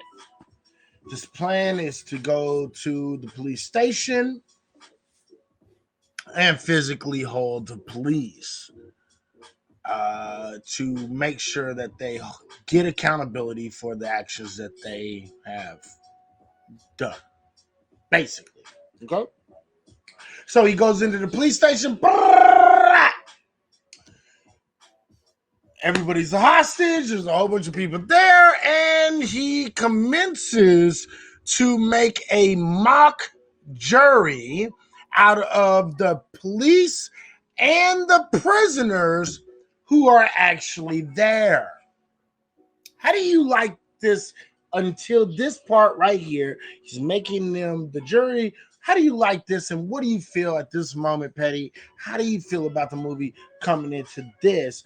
They're taking the dudes hostages.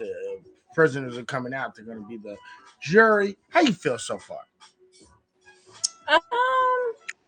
A little disenchanted, but still hopeful that the movie was going to end on an up note. Right. Because you're saying, oh man, oh my God, finally, like somebody's going to go in there and make these motherfuckers. You know what I mean? Like they're going, it's just going to be forced. Like this is what we're thinking.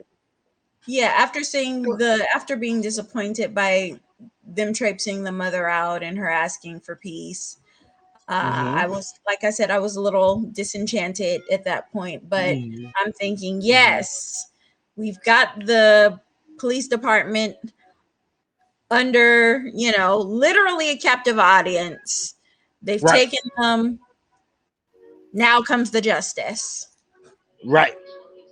And real quick, let's just go back a little bit because you brought it up. The mother kowtowing and saying the same old thing that we hear black folks say all the time in the media, even now. Now, me personally, I had brought it up to Petty that I felt that this was two dichotomies of two different people, right? It was the black folks who went off and black folks who said, we forgive you because God is going to handle it. You're going to have to stand in front of God. You're going to have to deal with this shit, right? And then the other side, which is black folks who saying, fuck you, no justice, no peace. Let's get our motherfucking what we owe. Okay? So you have two sides.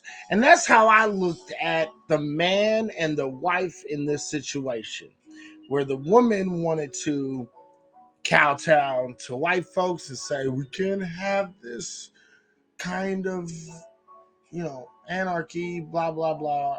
Okay. And then you had the black man he didn't say nothing at the time, but what he came back to do was some real militant shit at the time. Yeah. Right. So, kind of wondering what's going on. Now, what happens is he makes the white folks that were actually in the police officer station, he turns them into juries after he's holding everybody hostage. I think it's more so out of the fact that they was there. It wasn't like he was trying to hurt them, and I think it's very clear that he was not going to hurt any of these quote unquote hostages, right? So these hostages became a jury. Also, who became a jury were some of the people who were actually locked up at this time at this jailhouse. So they brought them up and said, you're going to be the jury too. They ended up making 12, and that's how the main portion of this story goes. They said, you guys are going to be the jury. He's going to be the plaintiff. We're the defendant, and we're going to be the prosecutor, basically. Okay. Mm-hmm. Now this is when it starts getting into some shit. Okay. So listen, Eleanor is literally writing the script right now.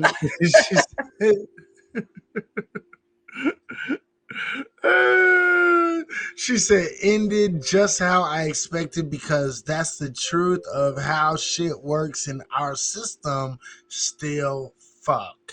She said, cop on trial. There are no officers on the jury.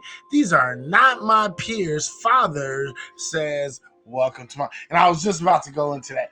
Okay, because there weren't no police officers that were actually on the trial, on the jury. And the point that he was trying to point out is that black men and women actually go to court all the time, and there's one, if any, one or two juries that look like them on the jury. Okay. And in a lot of cases, they're usually Coonan type Negroes. Well, actually, if you kind of dissect the wealth of that, mm-hmm. You're talking about a white guy sitting in a chair, looking at 3 white people sitting on a jury and saying, you are not my peers. Right. No, and that's real. Because he didn't look at the white people as if they were his peers. He was looking at the system of white supremacy and the police officers who were his peers. Right.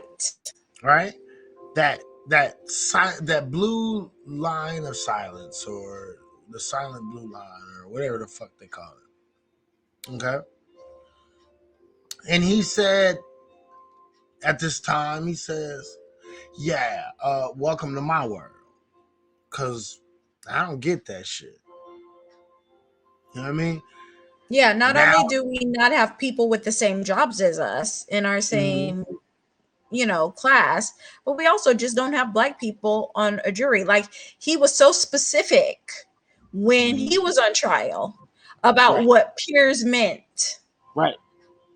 But how many times have you sat knowing that there was a black man on trial and you saw nobody who looked like him, nobody who was even from the same circumstances or situation that he was in, and you don't give a fuck about peership then, So I really thought that there was a wealth that just in that statement alone that was kind of not probed into in the movie. I agree. I think there was a point that was very much solidified in that scene right there. Because I'm going to let you know right now, I loved the movie all the way until the end. Because I was able to make excuses all the way until the end. Once we got to the end, it fell apart for me. But I still love the passion and the energy and everything that everybody brought to the film. So, with that withstanding, let's keep on going, right? So he says, that is not my peers. My peers are police officers. He said, welcome to my world. That was the point. So he commits to make this jury, and he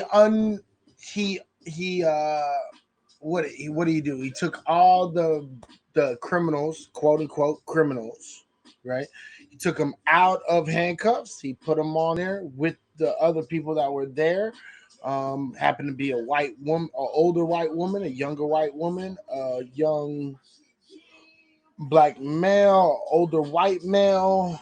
I believe it was like three white folks, right? Three white folks. So it was the older white woman, older white male, and the younger white woman. Actually, it was 4 to be correct, because there was the young white guy who was the in the brown. He was the janitor. Then there was the older white guy, and then there was the older white woman and the younger white woman. So it was actually 4 white people. Yeah. Okay, good call. Thank you. So we have this jury for white individuals. We have like 1 or 2 Latino individuals, right? And then the rest were black individuals. Okay. And most of the black individuals, not surprisingly, were all part of the jury. They were all convicts. They were criminals. They were, or at least they were arrested, right, and deemed to be criminals at this point. Okay. So the brother Nate Parker, he says, "Look, I'm going to trust these people to have an open mind and think about everything." And so they started, long story short, they started their case. The case was this white officer guilty of killing this young black child around the age of 13, 14 years old, somewhere right around there? Am I wrong? Okay, Yeah, 14. Cool. Okay, 14 years old. Um, so they start laying out, and Nate said all but one of them are real life convicts. Right. All but one of them. That's what he said in the interview. I did actually see that one. So you're right. Okay. So they start the trial. The trial starts, and for me, I felt that there was a lot of emotion, a lot of passion, a lot of things that were really, really, really substantive. They were going back and forth, and they were, arguing their points. You had said something to me earlier, Petty. You said, "Yeah, but they were half-ass points." Basically. They were not real conversations. See, but the problem is that first of all, I'm petty as fuck. Okay. Right. And second of all, when I watch movies and I want something that I can relate to. Right. I grew up in the age of watching Hallmark, right? Mm-hmm. And I felt like white people could relate to that shit because they made Hallmark movies for white people. And I still, to this day, have seen very few movies where I can relate to the black stories in that movie. So yeah, they were arguing and having conversations, but all they did was make the same talking points that you hear on CNN, but you put it in a room full of people. And I guess he was trying to show that we need to talk about these issues, but talking about an issue requires more than just bringing up CNN talking points. You know what I mean? Right. Right. They need understanding from both sides. Yeah. And none of that happened in the movie. So it just felt anyway, finish your analysis. So they get through and they're going back and forth. They're talking about, you have a Latino officer who goes against a Latino person who is currently in jail. They have a back and forth. They have a couple back and forth interactions between the black criminal and the white officers. You have a lot of things that are coming out that are meant to be true emotion for how white folks feel. And I'm going to say that I think that the main protagonist, or the main white protagonist is spewing all the things that white folks generally say in conversations when we talk about race, criminality, and a whole lot of different things like that when we come in to have these conversations. So he was saying these things. Black people are criminals. What do you expect? There was two black men, and usually when black men are driving in a car, you usually find drugs or guns, and we're trying to protect you ultimately. And I apologize that basically you were part of that 5 to 10% that I don't deem as criminal, but you are. You have to admit that black people are just criminal, and that's basically the argument. I swear to God. Okay, Petty, talk about right around that moment real quick. I'm gonna let this dog out and I'm gonna slam the door. This nigga's gonna sit outside for a minute. Okay.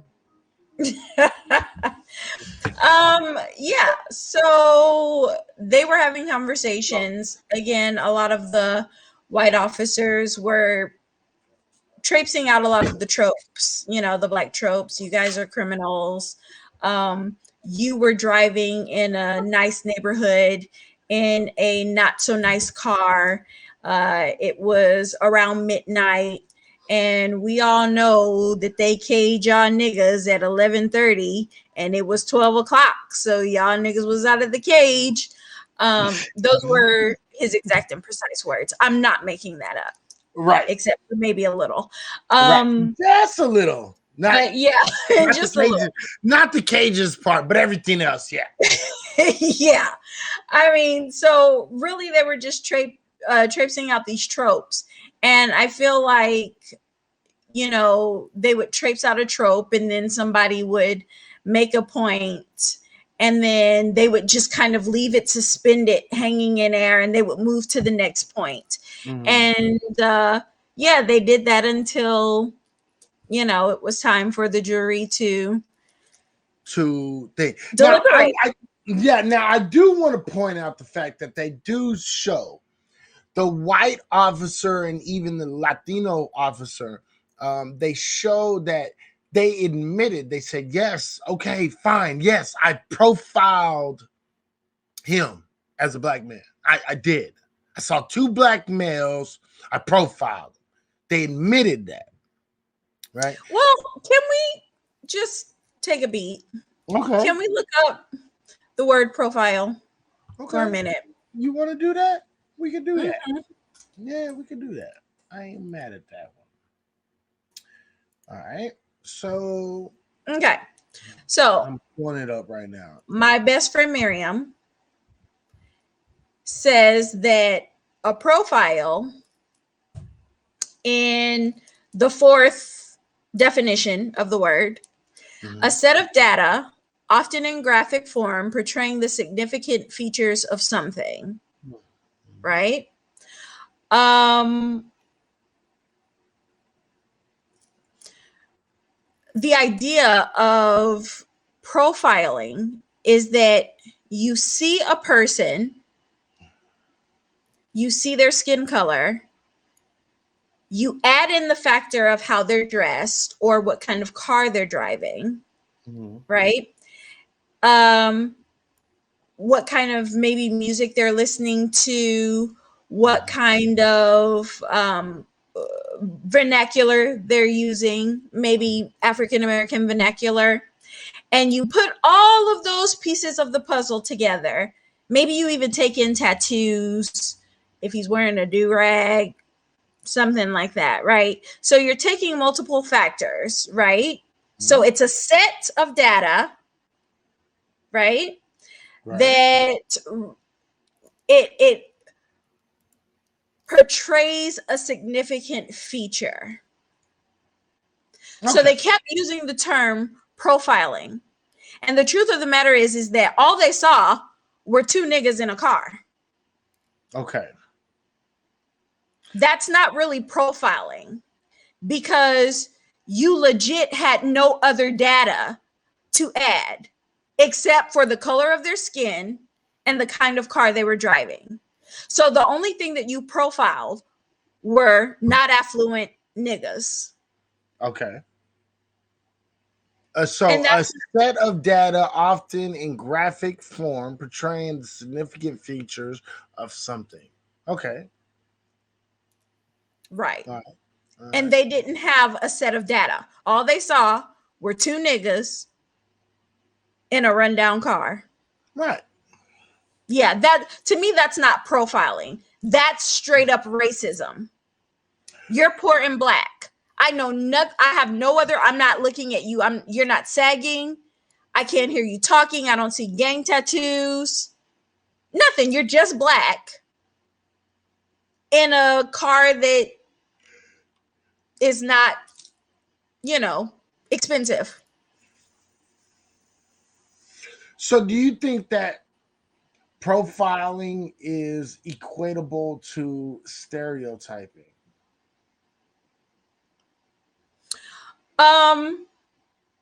I think that profiling is equatable to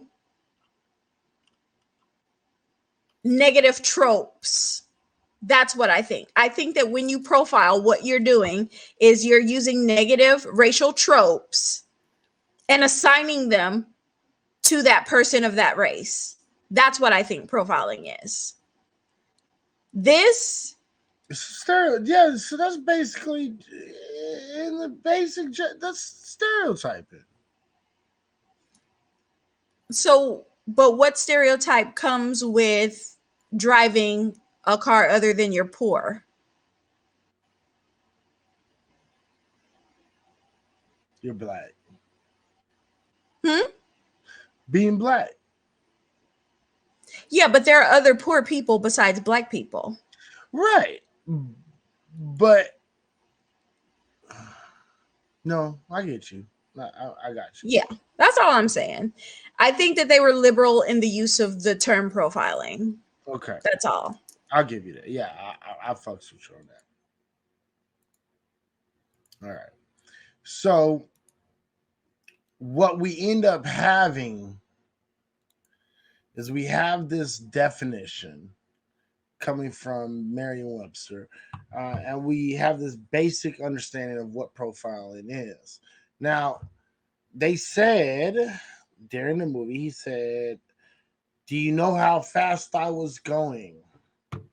The police officer was like, I believe you were going above the speed limit." He said, "What was the speed limit?"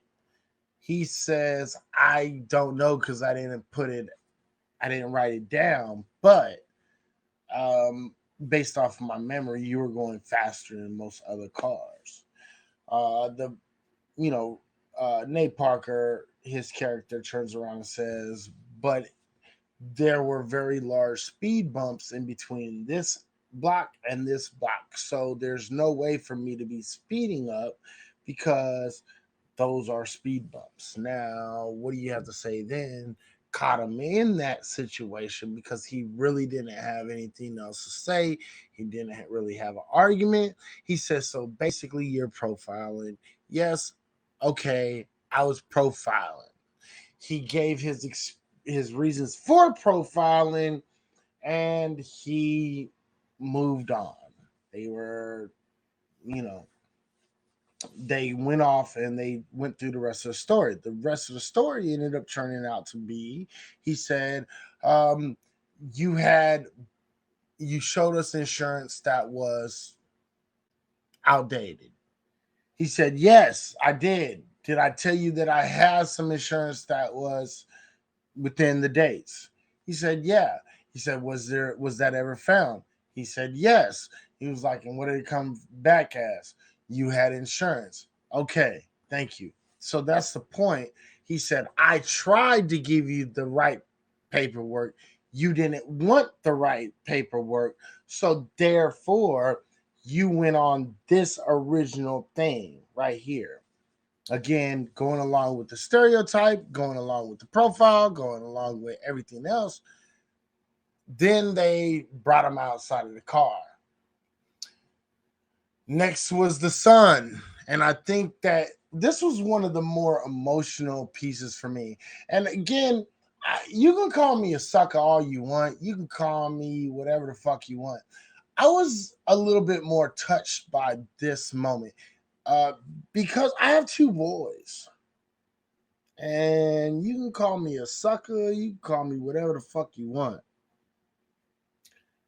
But when we got to this moment in the movie where he was explaining what was going on, fact of the matter is I put myself in Nate Parker's position and I put my son automatically. I have two sons, right?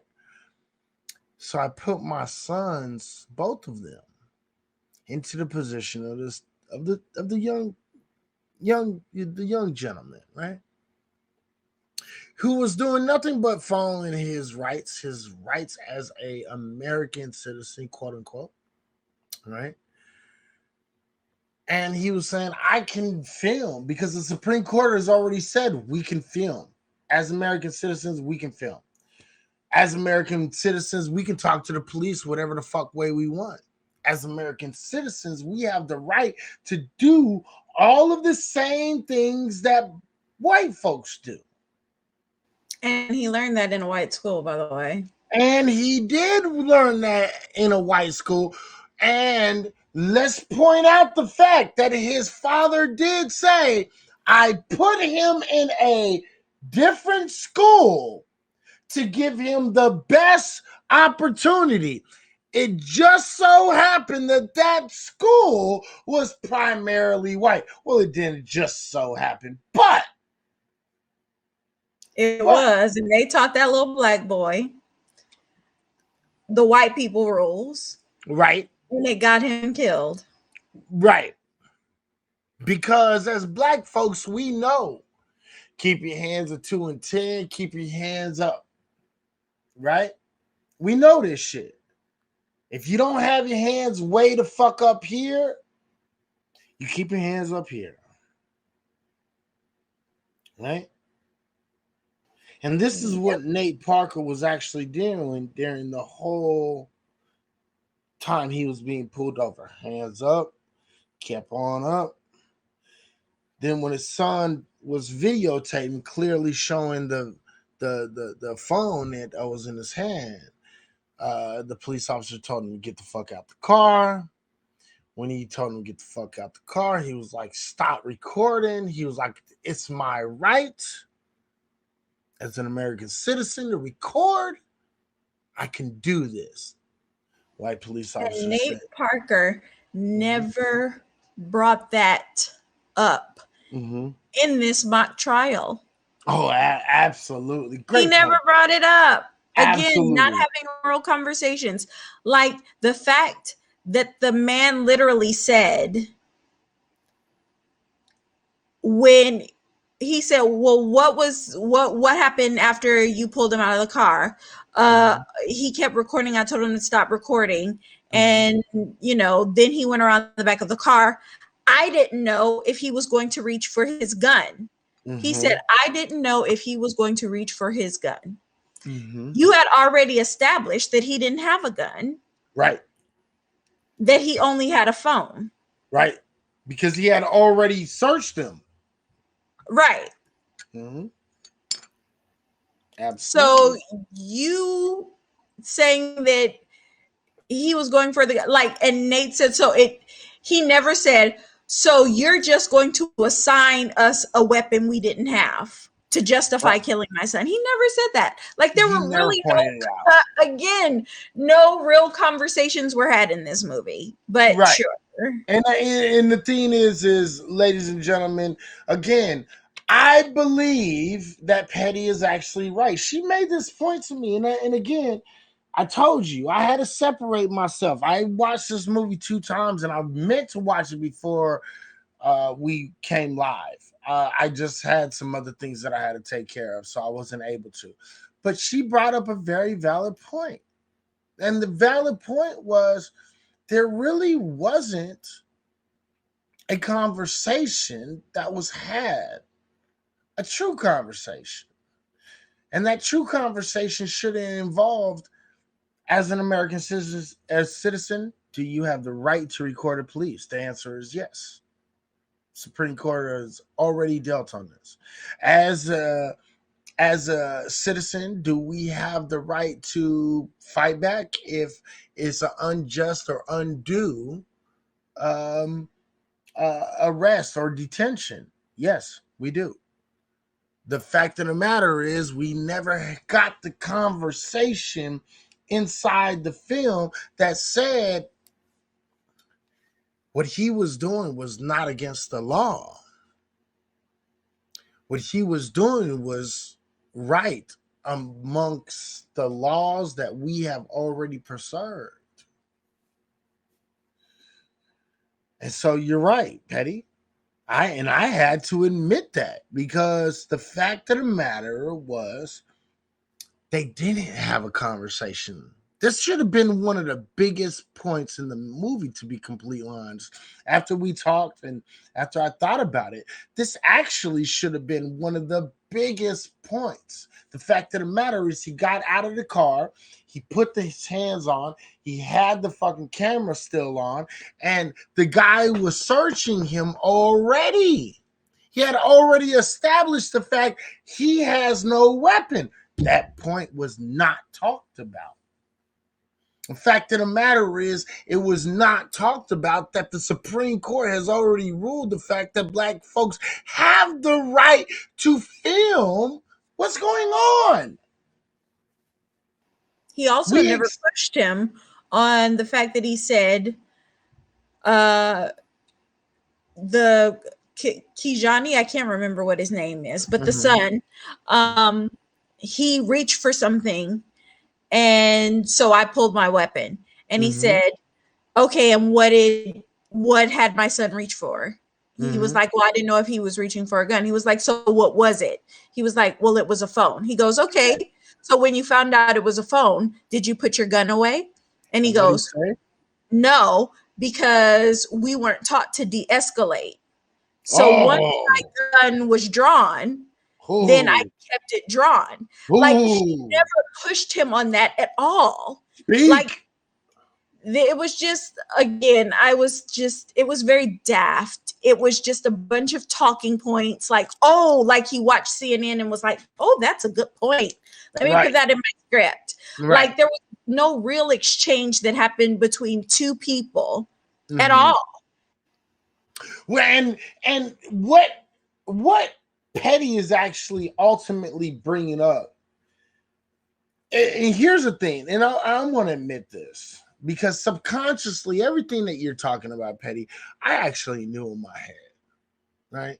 There was nothing that I couldn't argue your points of the movie. And when I said to everybody, I said it in my scope yesterday, I said the ending was disappointing. I told everybody the ending was disappointing, but I did like, and I kept on talking about the energy and the passion and the dialogue. I did like that, and I still do. I don't change what I was saying. I appreciate the dialogue. I appreciate the talking. I appreciate certain things because I understand we are under time restrictions. I get it. But this is one of the bad things about making making statements and judicial statements and even racial statements inside movies, because you're limited to 2 hours. But the fact of the matter is, these conversations take longer. Yeah, right? But I feel like he could have done it in such a way to where they had one very concentrated point that they really discussed, continued his intelligence, because he just got dumb at the motherfucking end and was like, oh, I'm going to walk outside. Like, right. Like he took the police station with military tactics, but then walked out like a dumb motherfucker. Like, what? Right. Well, let's get to that point. Let's get there first. Because you're absolutely right.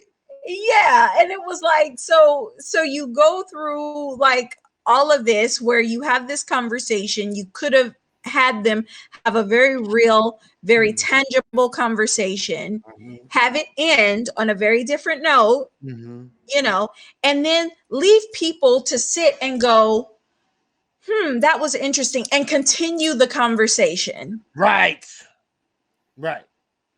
And none of that was meant for me. Right. And so we get to the portion in which they're talking about the son who was shot and killed. And I'm not gonna lie, this was a heart-wrenching moment because he kept on saying, say his name. Say his name, say his name, say his name. That was a touching because he pulls out a picture from his bulletproof vest and puts his face up. Say his name. That was poignant for me. I'm not gonna lie. That was like, because I put myself in a situation of him, and I put my son's face, both of my son's face, in that picture. Now, had it ended with me, I would have shot the nigga. So let's just get that shit the fuck out of your head right now. Okay. But that was a moment in myself where I said, I know what this dude is dealing with. Right? Police officers have a gun to my head. Right? I have a son in my car with me. Police officers profiling and making stereotype judgments based upon who the fuck I am and where the fuck I'm driving, based upon the car in which I have. Now there's a problem. So up until this point, I'm really, really, really engrossed into the film. I'm saying to myself, I get his energy, I get his passion. I don't think that you could have had anything other than foundational Black Americans who are actually pushing this line and pushing the line of the energy and the passion in which Nate Parker had. I will say that right now. Again, it will turn out to be a letdown, but at this moment in the film, I feel him. I understand him. I see him. I understand as a Black man that has dealt with fucked up piece of shit police officers. I understand where he's at. And again, I told people last night, I did a scope last night, and I said, look, man, again, I had to watch this multiple times to shed through the layers of who the fuck I am and what I've dealt with in order to get through this. And the thing is, Your favorite person is in the room. Who? Jesse Peterson. Oh, Jesse Lee. What's up, Jesse Lee? How you doing, big brother? The fact of the matter is that is not the real Jesse Lee, but that is Jesse Lee Peterson, longtime troll, longtime viewer. I appreciate that he's in here. That's amazing. He's in here. All right. That was a shout out to him. Anyway, so I felt him, right? But when you brought up the points that you brought up, Petty, I think you're absolutely right. The fact of the matter is he did miss on a lot of different things that he should have brought up in this situation of a mock trial inside the police officers, in which he could have actually made a deeper impact of the other officers, primarily the Latino and the white officers. Are we in agreement up to that point? Yeah. Okay. 100%. Amazing. Yes, absolutely. It's amazing. Not all, but most. Right? Not all. Right? Right. Right. Yeah, you know I've watched that fucking piece of shit. I watched about 6 months of this nigga because he invited me on in his show and then he canceled at the last minute. I wanted everybody to know that shit, okay? He invited me onto his show and I think he watched a couple of my shows because I watched his shows and I knew all of his steps and I was ready for him. Yeah. And then he's he like, fucking canceled. is that smoke? I don't want it. Yeah, he's like, I don't want that smoke. I don't want the smoke. He was like, that nigga does too much homework. I don't want that smoke. Absolutely. Right? So anyway. Not all, but most. Okay. Anyway, all right, let's get back into this, right? Okay. Who is he? What is a man, right? I already know. And does your wife lead, or do you lead your wife, or right? You know, I already know those questions. Know very well. All right. So, all right, so we're in the mock jury. We're exuding lots of passion and emotion. And don't get me wrong for this movie, because again, I can separate my personal, a lot of things. But I have to say, and I don't know about you, Petty, but I have to say that I really did appreciate the passion inside Nate Parker, the passion within the brothers that was locked up.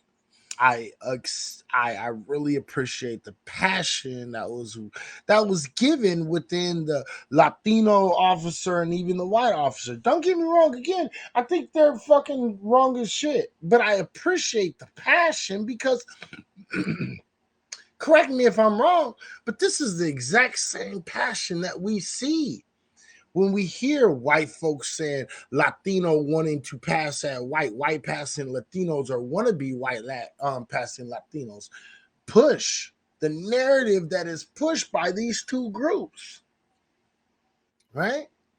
So I appreciate the passion. I do that. To me, I mean, listen,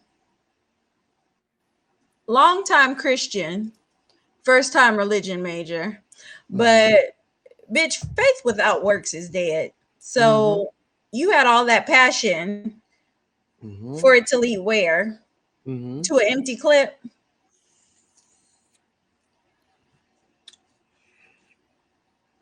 But that was a different gun. Faith without works is dead. Okay. I get it. I'm not arguing that. Right? But it was a different gun. Let's be honest. It was a different gun. It wasn't the gun. What was all that passion for? Let's get the Nate. Look, let's stick with the passion at the time. Okay. Yes, I know where you're going, because I get the ultimate point, right? You already know I get it. Okay. I do. I totally do. But at the moment that it was happening, I understand the passion. I respect the passion. I respect the energy and everything that came with it. Again, because he could have just gone to Chick-fil-A and yelled at the person for not giving him extra Polynesia sauce. I mean, as far as I'm concerned. I hate you. I hate you so much. I'm just saying. I hate you so much. You're so real. Oh shit, that's so real. But okay, so let's get away from the passion and energy. Fuck you. I wanted to give props where props were due, but here you are shitting on my fucking rainbow. I'm not. You said Okay. that you respected the passion and you were like, right? And I was like, yeah, I'm not getting on that train. It's going too Yeah. fast. You know what? Thank you for shitting on my motherfucking rainbow. All right, just want to put that out there. Thank you very much, Petty, for shitting on my goddamn rainbow. I'm I trying to wasn't lift like it. you tried to pull me on your train, but it was going too fast. All right, well, I nigga, didn't get run on. faster. Okay. Mm-mm. She's like, nah, I'm going on a mediocre jog right now. And Yeah. if the train does not go on a mediocre jog, I was not meant to be. Yeah, I'm not getting on it. She's all right, cool. All right. Let's move on. Mm-hmm. Eventually they give the arguments for each other. One thing they got super wrong was in the one of the news clips at the end, they labeled the father as mentally ill. That's some fake news. We all know that they say mentally ill for white terrorists who shoot up places. And we're about to get there because that's at the end. So we're going to get to the jury and their decision-making process. Okay. Now, Petty, I understand that you was not really feeling the boo-hoo nigga who was tearing up and talking about. Okay, so this. Why did he have a problem with this young brother who is shedding tears? Please explain. Well, first of all, he's a child. Okay. Okay. He's a child. Mhm. Okay. So they put this weight of this pivotal scene on a child Mm-hmm. who goes on to talk about how he has an uncle who's in the police force and he Mm-hmm. thinks that he's a decent man, or he likes to think of him as a Mm-hmm. decent man. And as somebody who has family members, I'm not going to say who, Mm-hmm. because they might be listening to me right now. Mm-hmm. But as somebody who has family members who were past tense on the LAPD, I could tell you I love them because they're my family members, Right. but they was doing some shady shit with the rest of the cops. Like, I don't understand how you have, what did he say, his uncle? How you have a whole ass uncle who's a cop, but you don't realize they be doing shady shit. You know what I mean? Like that just blew past me. That blew me. I couldn't But get he with it. said he was told. I mean, it's kind of like when we was young and we was told that Jesus was awesome and he was real and he was good. But the fact of the matter is, Yeah, but we had Jesus to and his believe father the were Jesus thing because we didn't. Your uncle is right there. He not dead. You could talk to him. I mean, right.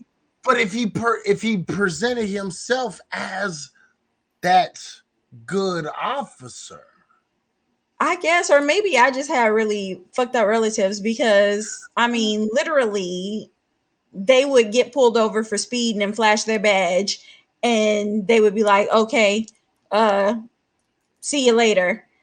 And I'm like, so y'all just are exempt from the law? Like, I knew the first time that happened that they was just some cricket niggas. Like, how y'all are exempt? You were legit speeding. You flashed your badge, and you're not on the job. Like, bullshit. That's cricket.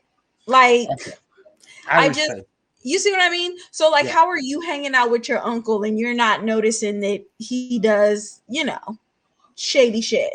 Or so if basically, you think Nate Parker dropped the ball on young black folks where we actually do understand what's going on. 100%. Because I don't care if you're middle class. If you're a black person, I don't care if you're middle class. You know what it's like to be profiled. You know what it's like to be harassed. You know what it's like to suffer microaggressions from white people in a room. So yeah, so then you're putting the whole weight on this scene on this young kid, which was not the most prudent thing to do. I think that it would have been a more moving thing coming from one of the convicts. You know what I mean? Because this kid is still filled with hope and promise. Wait. Let's stop right there real quick. Because you said, I think it would have been more prudent to put it on one of the convicts. I don't. I think it would have been more prudent to put it on one of the white folks. Okay.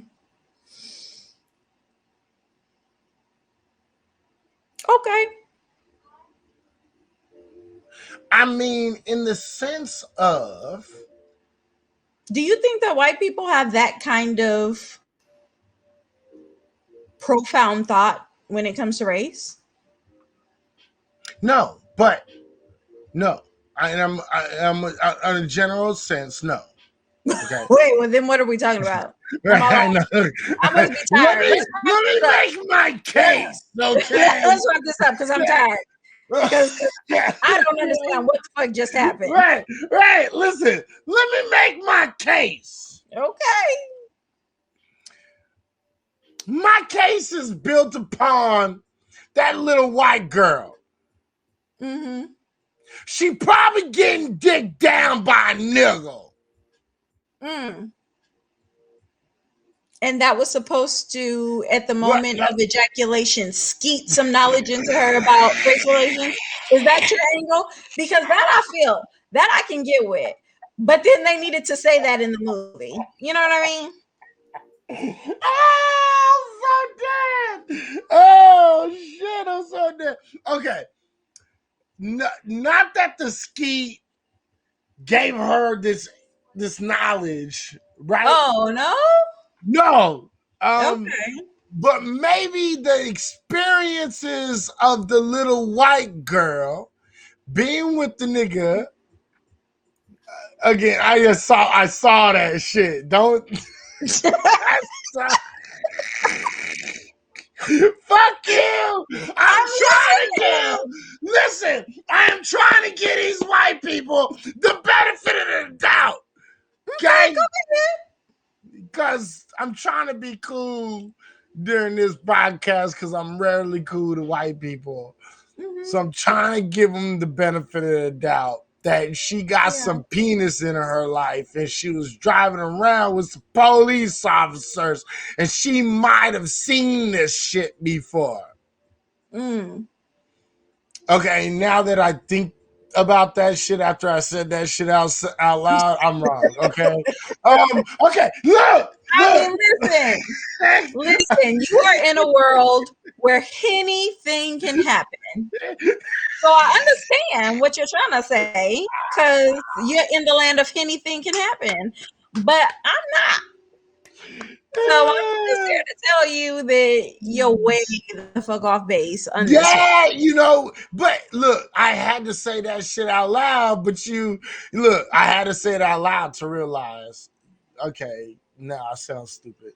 Okay, sometimes you have to say shit out loud so you can hear yourself say it. Okay. To know, I believe you. Nigga, you stupid as shit. Right? Okay. Sometimes, look, we all make mistakes in this bitch, okay? Listen, I understand that you're living in the land of anything is possible. Right. Anything is possible. Anything. Anything. But yeah.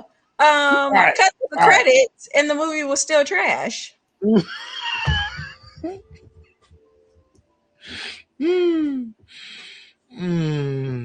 mean, all right. I was wrong. Let's just move the fuck on. All right.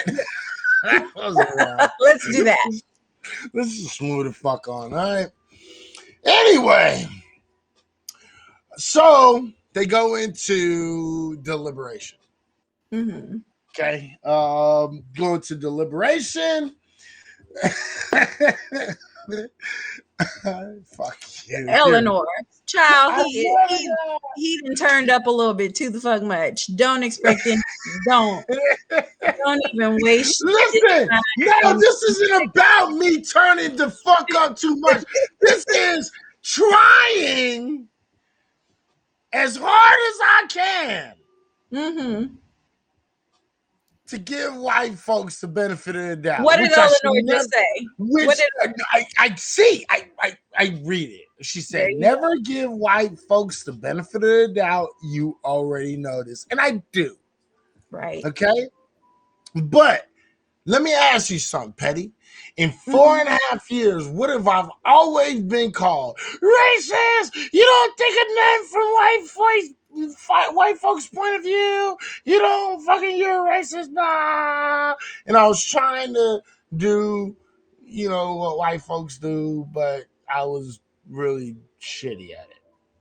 Yeah, I mean, listen, if white people want to hear things from a white point of view, right, they can turn on the television. That's true. Yeah. Oh, that's true. We do this show so that black people can hear their point of view. Right. We go turn on the television to hear our point of view. Right. And the thing is absolutely, you're 150% right. We are doing this from a black point of view, right? And so I was trying to introduce just a portion of whiteness, because about the exact same amount that you're mixed with. Yeah, there it is, right there.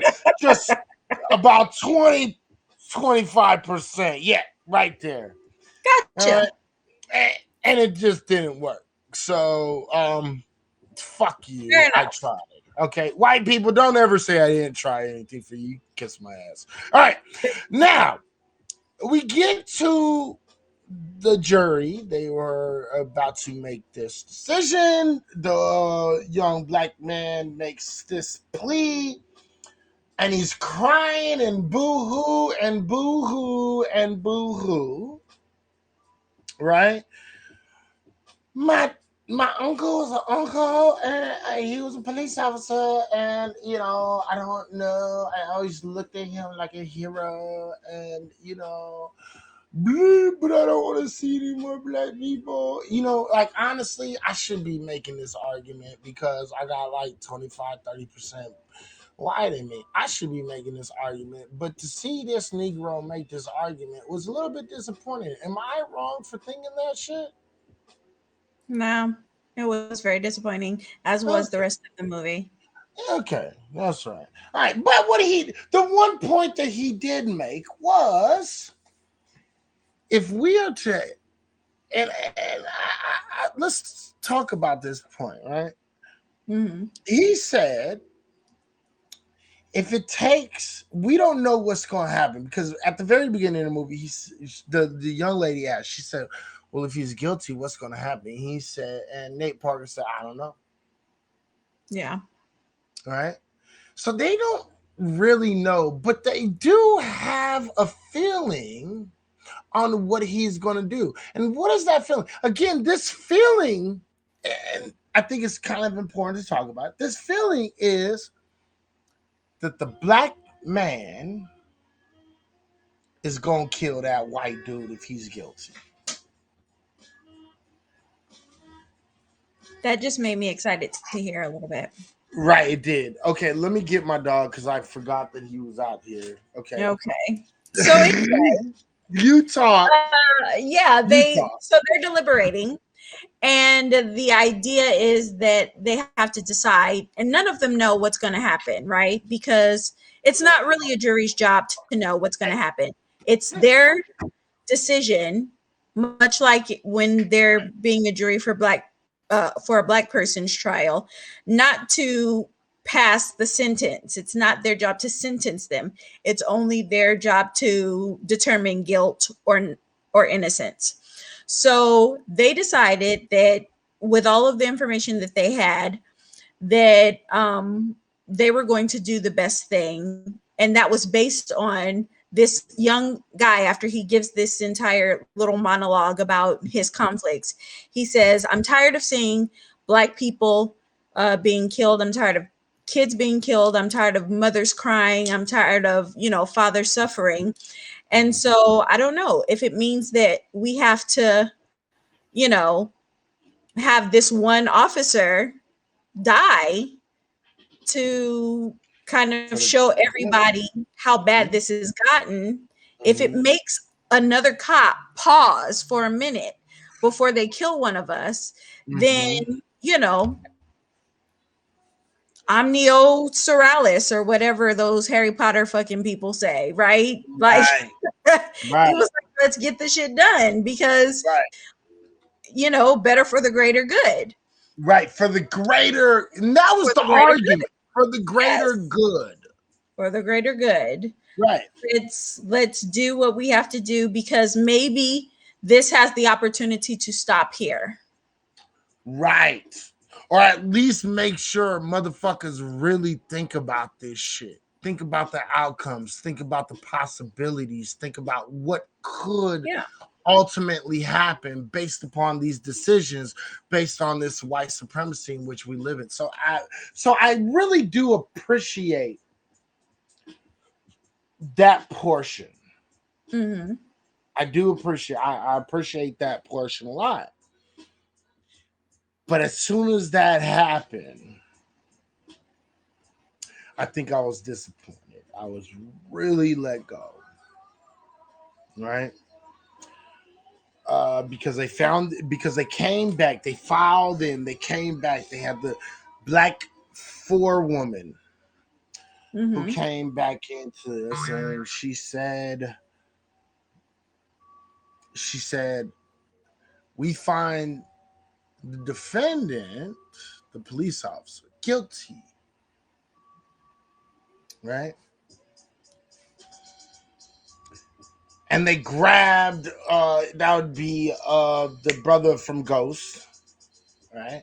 The brother from Ghost. He grabbed the white gentleman and he grabbed him, and all the cops jumped up. Oh, no! And you start hearing them scream, and, no, you know, they're going crazy. Yeah, when they pulled out that gun, they were like, ah! Right. Right. Oh no, it's a gun with bullets. Oh my God, right? People die. Right? Don't take out your gun. Right? It's so scary. Right. Right. That's how they all acted. What? Yeah, you're right. I'm not arguing with that shit at all. Right? So he said, get on your knees. The white boy gets on his knees. And again, this shows, I think this was a kind of another important part of the movie where he shows the white officer more respect than that white officer ever showed his son. And he said, call your wife, call your child. And he allowed him to talk to his wife, even though that white woman wouldn't shut the fuck up. He allowed that motherfucker to talk to her.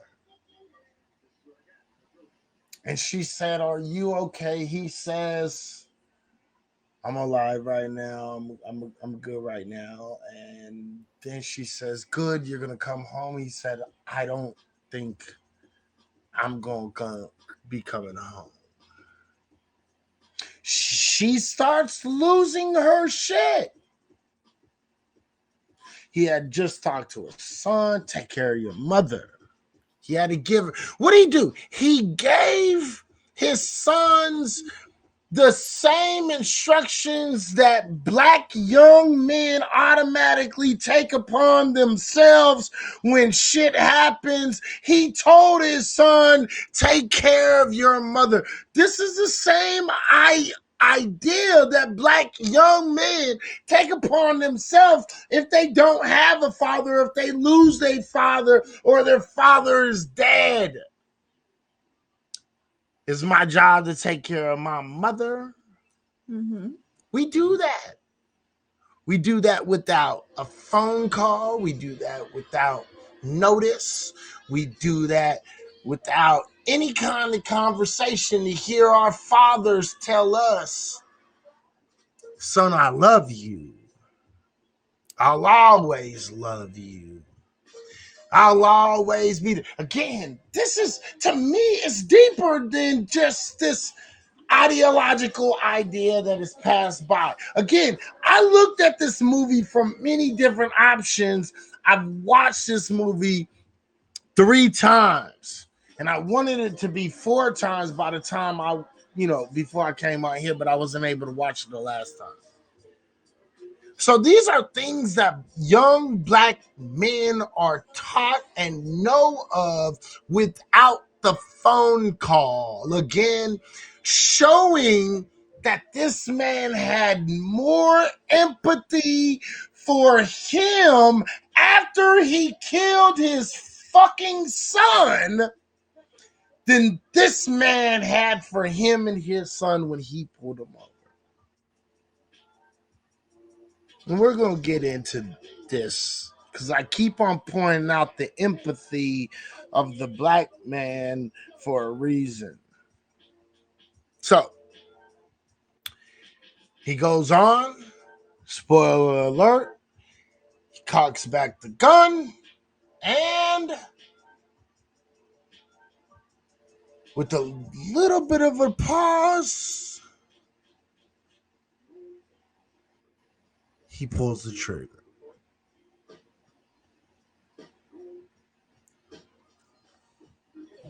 The trigger is pulled,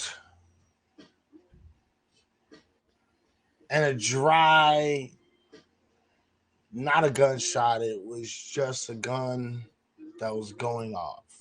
Yeah, dry fire. Dry fire from the gun. Gun doesn't go off. White man still alive. All right.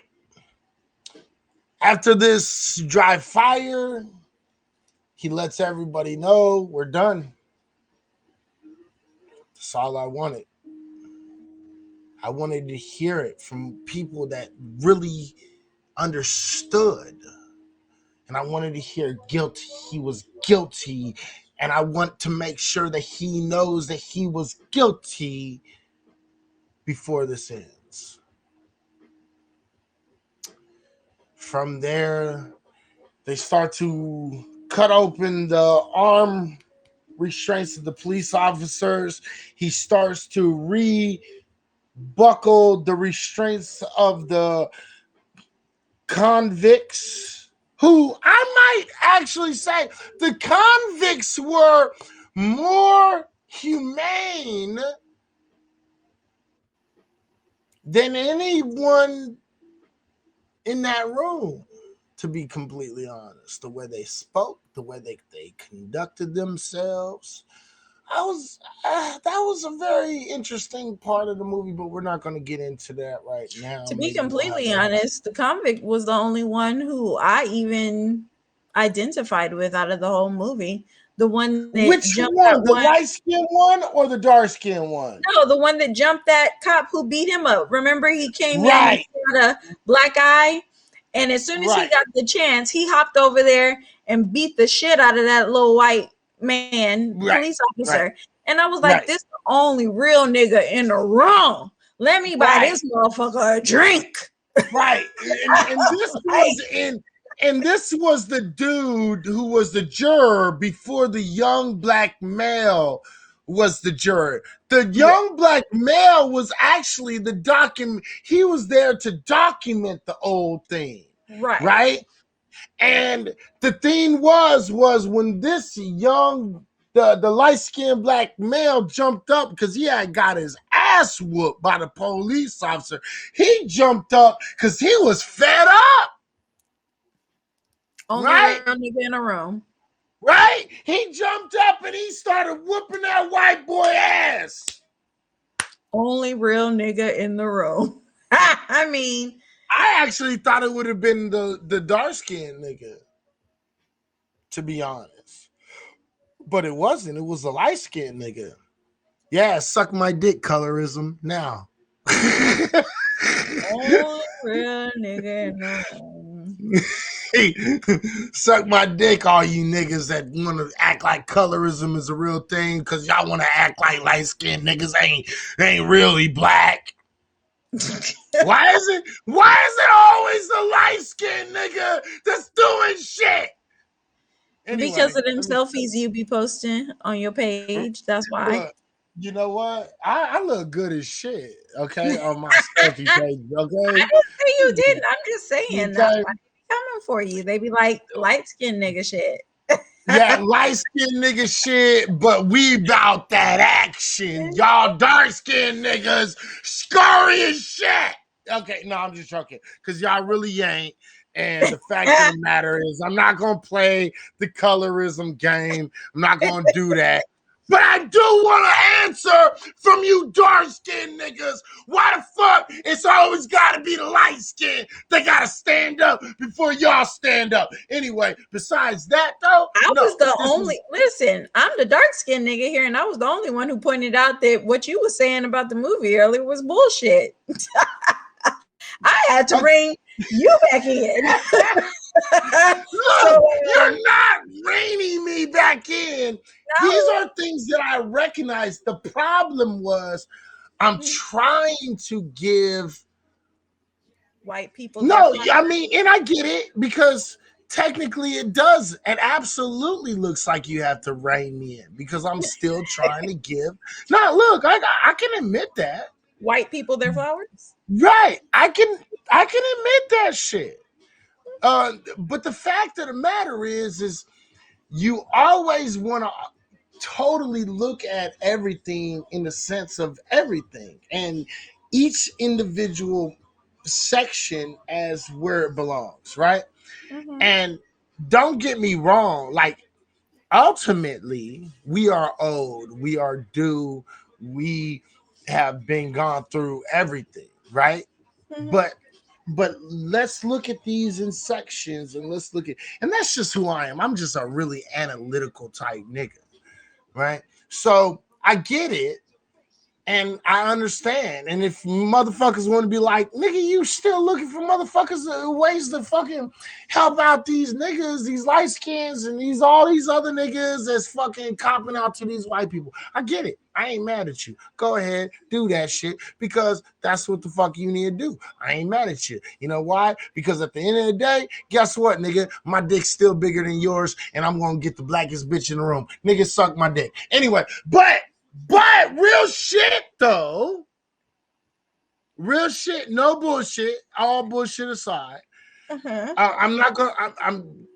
I really think that you sometimes as black folks, we misanalyzing shit, and we have to kind of look at everything. You know what I mean?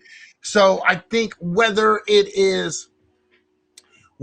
looks like that we're trying to cape for white folks or not, sometimes we do have to look at the very specific picture, no matter how well we know it, understand it, right? We still have to isolate certain shit. You know why? Because we're dealing within a system that likes to isolate a whole lot of shit. Agreed. I mean, I get what you're saying, but Right. Back to the movie, cut to the credits rolling, and it was still bullshit. I'm not gonna argue there. Yeah. Because the first thing I said to you, I said, watch this movie. I don't like the ending, but watch this movie. Tell me how you feel. Yeah. That's what I told you. Yeah. I mean, but you know, and you didn't like the end. I didn't like the end for different reasons, but then there were also parts of the movie that I really didn't like. However, it is for some people, it will be very satisfying to watch. And if you guys haven't watched it, I mean, you've heard the whole motherfucking movie here, but if you're still inclined to put some dollars in Nate Parker's pocket in the form of reparations, you can go and pay to see the movie on Amazon and really get the entire, because there were a lot of moving, poignant moments in there. And he did capture the humanity of a man who had lost his son or watched his son die to police violence. So, you know, that was definitely captured. But And I think for 90% of the people who watch it, it'll be what they call an excellent film, right? Yeah, But I for think so too. yeah, but for a nigga like me, it Mhm. just did not meet the bar, you know. But And let's I'm a good bitch. really get into that. Let's dissect that for a quick second before we leave, right? Mm-hmm. Because the fact of the matter is, he pulls the trigger on this white man, Mm-hmm. dry shot, right? Yeah. Doesn't kill him, Mm-mm. Because goes he's a into the good back person. room, right? Mm-hmm. Goes in the back room, takes off his weapons, takes off his bulletproof vest, Mm. and he starts to let go of the Hostages. hostages. Right. Mm-hmm. First, he lets go the regular people, lets them all go. Mm-hmm. Then he lets the police go. Mm-hmm. As he's getting ready to go outside and call it a finality, the police officer who shot his son says to him, I would like to walk outside with you, not as an enemy, but to But walk as a outside. self-proclaimed ally. Right. Mm. Right. As a self-proclaimed ally. He doesn't say that. He says, I would like to walk outside as a friend, as a person who understands, i.e., self-proclaimed ally. All right? Now, as they continue to walk outside, after this man has been shown to be guilty, after peers said and broke down their fucking points, he walks outside. He said, I am officer such and such, badge number. He gets halfway through, and Nate Parker gets shots in the fucking head, and he's dead. Roll the credits. The movie was trash. No, hold on. Not roll the credits quite yet.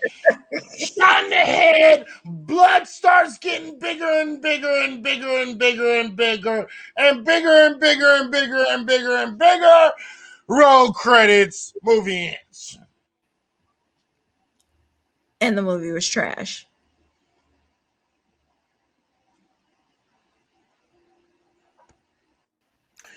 I'm not gonna say the movie was trash. No, only for the 10% of niggas that are like me.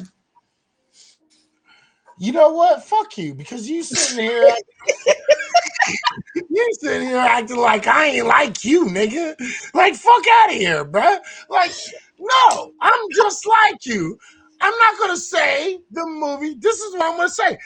The movie wasn't absolute trash, Uh-huh. but I'm gonna say the movie was highly Trash.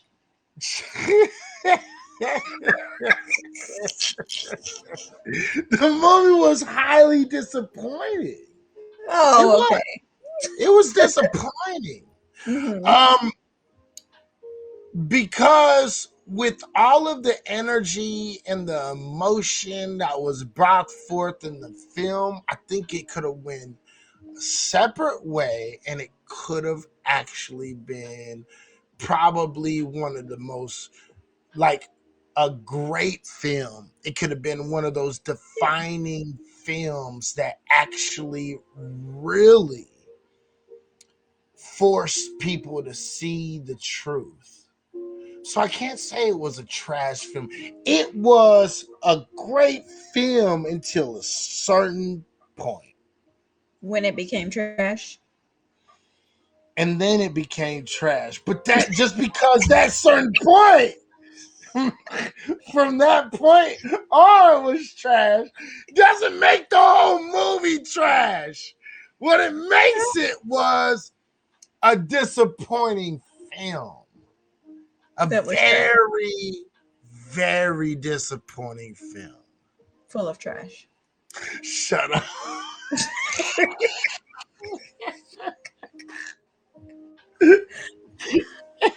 mean, good evening, ladies and gentlemen. I am Petty Idol. If you don't know this by now, I am unable to let things go. This movie was trash. However, give him his tings. Give him the boy's tings. Give him the boy's tings. This the second movie I watch of Nate Parker. I totally disappointed. Totally disappointed. The Birth of a Nation, trash. American Skin, trash. But give him his things.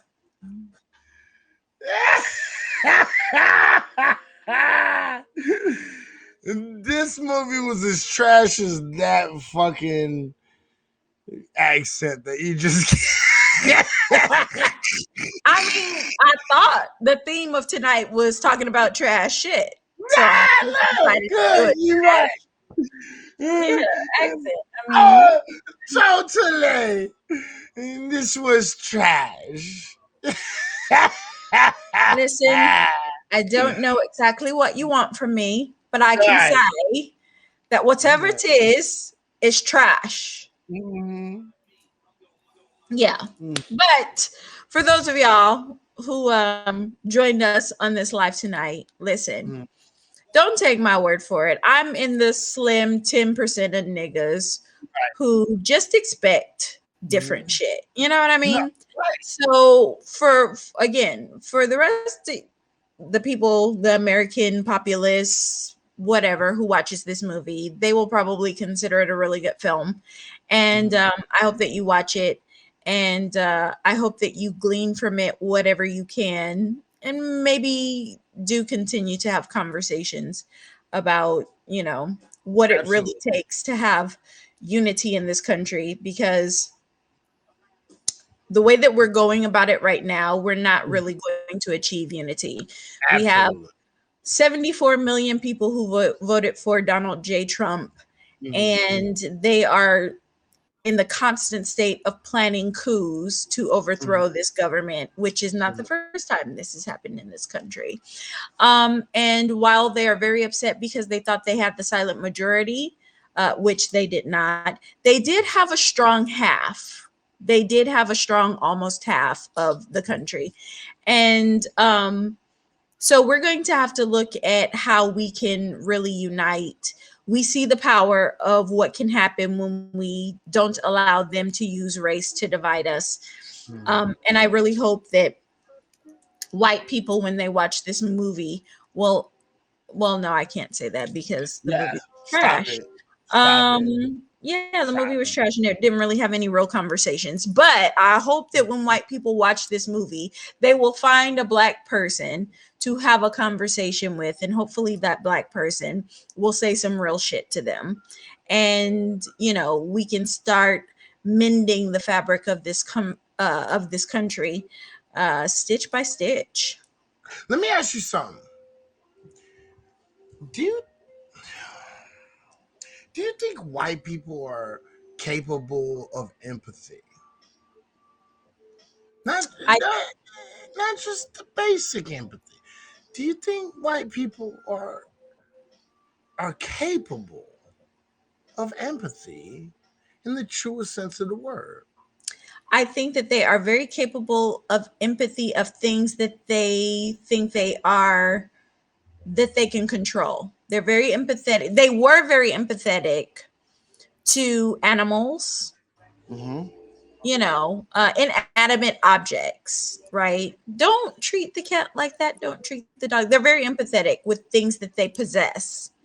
But it's hard for them to be empathetic to people who are human and have autonomy, right? But I think if they really, really try and really tap into their higher selves, then absolutely they have the potential. Do you think that ultimately white folks can be empathetic? That's the follow-up, because I think you kind of sort of answered it. But I kind of want to know if you think on top of it, can the first question, can white folks ultimately be empathetic, right? But the next question I want to ask after that is, what is the percentage of white people you think can actually be truly empathetic? I think that with Black Jesus, all things are possible. Let me just say that. Okay. Yeah, unfortunately, he's not real. So yeah. Well, listen, you have your God, I have mine. Yeah, your God is fake. So I think that really it comes down to me feeling like a good 93% of white people do not have what it takes to truly be empathetic. And that's really, unfortunately, not a fault of their own. And I've said this before. Yeah, I've said this before. I think that white supremacy has really done an equal amount of damage to white people as it has to Black people. Okay. And it's the white supremacy that they grow up in and they're surrounded by that really takes away their capability to be empathetic. For example, I had a guy who was talking to me, and he was a self-professed ally. Right. But when I asked him what he meant when he was saying, I'm not ready to forgive them. And he was talking about the people who did the Capitol riots. Okay. And as a white man, he says, I'm not ready to forgive them. They're ready to move on. And I was like, who is them? And he says, the Trump supporters that stormed the Capitol. I mean, and I was like, well, but is this really about just the Trump supporters, or is this about white supremacy in this country being king? And they're starting to see that be challenged, and they are stepping into their white supremacy. Mm-hmm. And so he wanted to argue about, well, why are you attacking me? I'm just an ally. Well, stop. Okay, first of all, I didn't attack you. I challenged your thought process. And just the fact that you saw that coming from a Black woman as an attack says that you lack empathy. Mm-hmm. So I don't really think it's any fault of their own. And I think for the white people who do have empathy, it's because they really sit down and they listen to Black people and they understand Black people and they ask questions. And when Black people answer those questions, they're not taking it as an attack on you. You don't get defensive. Like as soon as a white person gets defensive about something that I say, that lets me know that you are incapable of empathy, Okay. I get that. That makes sense. Yeah. But you gave them a very low number. You said about 93% of white people are not able, which leaves 7%. Mm-hmm. Go ahead. No, I was going to say, now, if you want me to move those numbers based on how they think that they're empathetic, then yeah, it'll be a larger number. Okay. I think about 97 to 98% of all white people are not capable of empathy. Okay. So you were talking about my low numbers, but then you gave them even lower numbers. Yeah, because I'm saying you're giving them a lot of credit. Oh, I don't think it's credit. I think what it is that for people who are really like in situations where they're able to really have conversations, a lot of it is just intelligence, where I'm going to sit down and actually do the work to talk to these people and to understand what's happening and what's going on. You do have your Tim Wises. You do have your Tim Wises. You do have your Jane Elliott. Jane Elliott. Yeah, you do have these people who are talking to other white people and getting them to understand, how to empathize with Black people. I don't believe that number is that high. I just can't give them that much credit. I'm sorry. Like, to me, you're giving them an overinflated view of themselves. I don't believe that they are capable of that kind of empathy, because I've said it in my streams before, right? Mm-hmm. During the week before our show, you know what I mean? Like, we would have our show once a week, Yeah. right? And I would do my shit during the week. Mm-hmm. And what I said was, like, many times over, I said, give white folks enough fucking rope and they will hang themselves. Mm-hmm. And I've yet to be disproven of that. And I don't care how much of an ally they are, and I don't care how many black dicks they done sucked or how many white pussies they done fucked. The fact of the matter is 97 to 98%. So just to put it at a number, 97.5% of all white people have zero ability for true empathetic reason and understanding. I just can't fly by that. I can't get it. I don't understand it. Yes, there are those Tim Wise. I get that. There are those Jane Elliots. I get that. But the fact of the matter is, how many people live this on a day-to-day basis, recognizing everything that's going on? And I have to say, if I have to be truthful to myself, I have to say it's like 98, 97, 90, 97.5%. I have to say that. And you know me. I say 97% of all white people are racist. That's what I say. I say it with pride. I don't give a yeah. shit what the fuck, how you say it. Oh yeah, So I'll give you if the I say 97% are right, racist. right.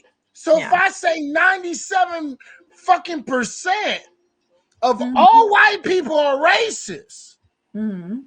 I can't have a number higher than 3% Well, yeah, I who mean, are and I think that, empathetic.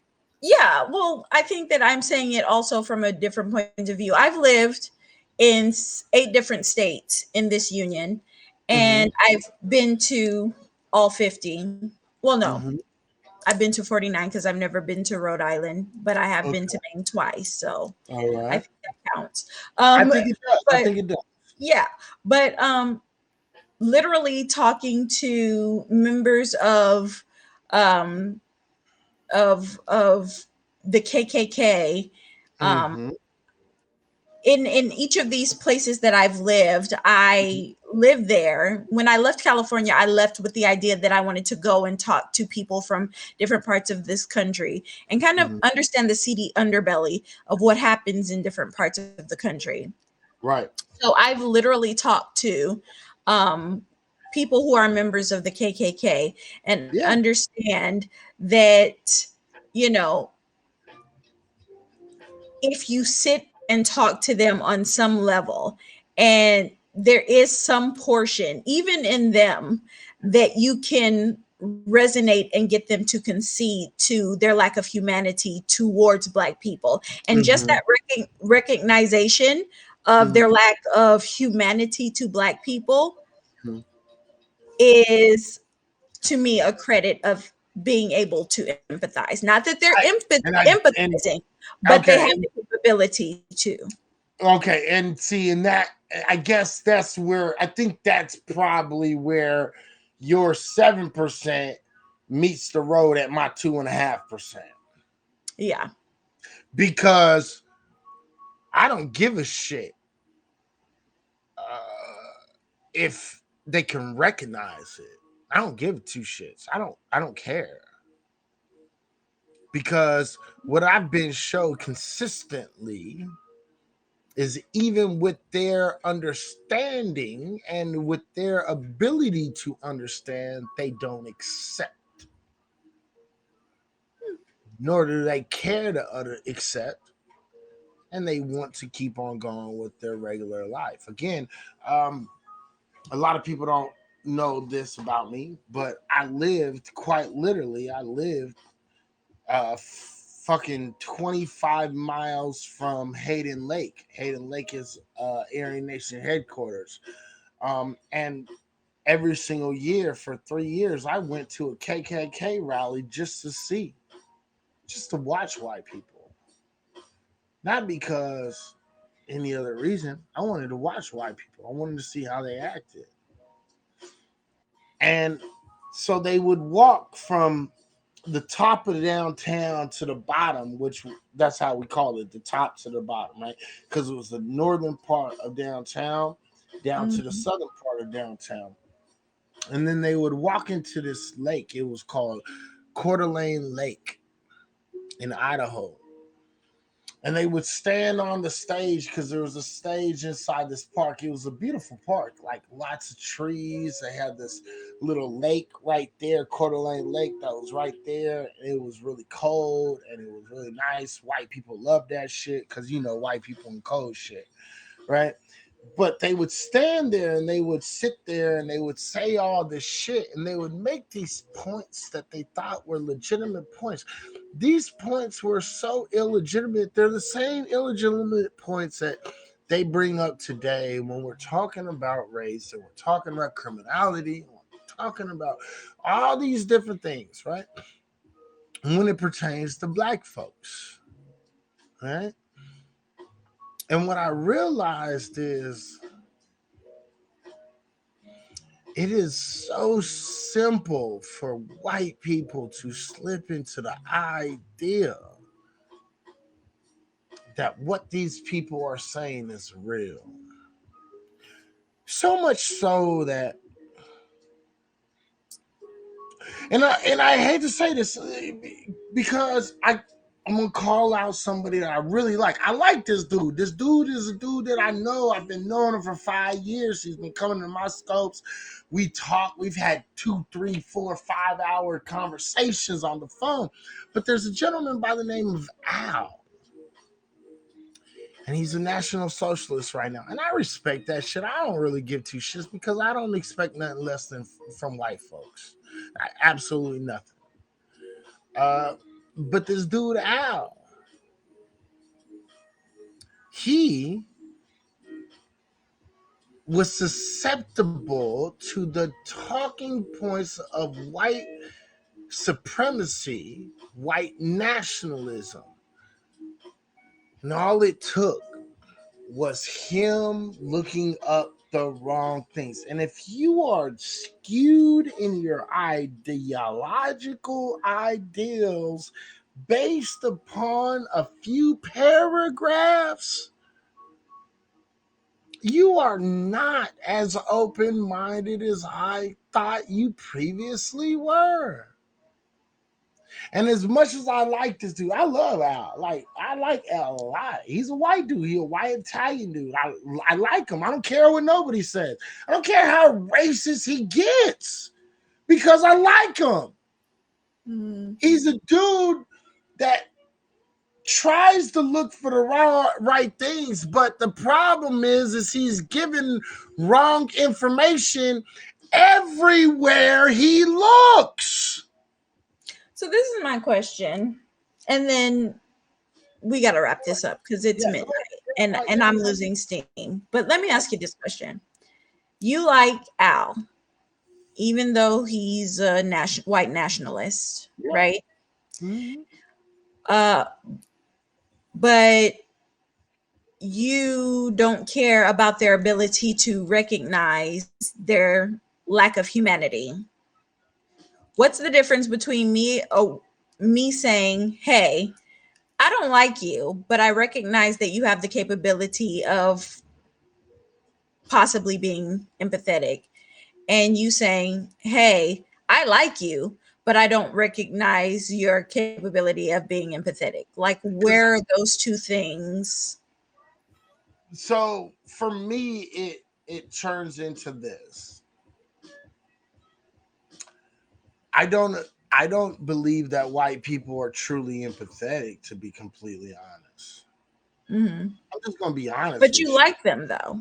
I like certain individuals because the way I look at it is I know who this dude is. I know how he looks. I know how he thinks. I know what he's looking up. I understand what he's looking up. Right? Right. And for me, And I'm not going so to like you, but I can recognize that, you do realize that you have a lack of humanity when it comes to black right. people. No, and the thing is this because of the ideology in which he was given, that plus the ideology that America has given all white people throughout all time, I recognize you're not set up to win. Again, a lot of you had said it earlier, and what you said is white supremacy affects white people and black folks. Mm-hmm. And it wasn't until white supremacy started affecting white folks did they not understand this shit. And this is why the fuck they now are saying white supremacy, white supremacy, white supremacy all over the goddamn TV. Mm-hmm. You understand? So I respect him as a man, not for anything more. Mm-hmm. He's a man. He has his opinions. I respect it. Whatever. Okay. And we understand that we would be on completely the opposite sides of shit if a war came down. Because if a war came down, he'd be on the white side and I would be on the black side. Facts of the matter. No ifs, no ands, no buts. Okay. We understand that shit, right? But the fact of the matter is this. He's been fooled by his own white what's the word that I'm looking for? His own white. What's that word for these motherfuckers that's way up here and he's way down here? Superiority. Right. It's the white superiority, but it's basically this idea of the best way I can explain it. He's a Hierarchy. victim. Yeah, he's the victim to his own whiteness. He's a victim to it. Well, the thing is, when we're in this war, he would be on the white side. Yep. Be on the black side. Right. And I'd shoot him in his motherfucking head without a second thought. Not even a question. I might like him, but right, but you like him. And the Yeah. thing is that so would I, and I don't like him. Right. So I mean, the efficacy of me giving white people points for having the potential to, recognize their lack of humanity when it comes to black people. I don't think it changes the affect of what either one of us does. Fair enough? Right, fair enough. Absolutely. Okay. Absolutely. And see, the thing is just the way I look at things. See, I break down things in such small little boxes, right? Mm-hmm. And I can admit that I might overanalyze some things. I can say that. I can admit Hey, that. Tony. What's up, bro? I can accept the fact that I overanalyze things. I don't think you overanalyze. I think that when you're breaking things down in boxes, Mm-hmm. you break down a point into such a minutia that it's not really valid anymore.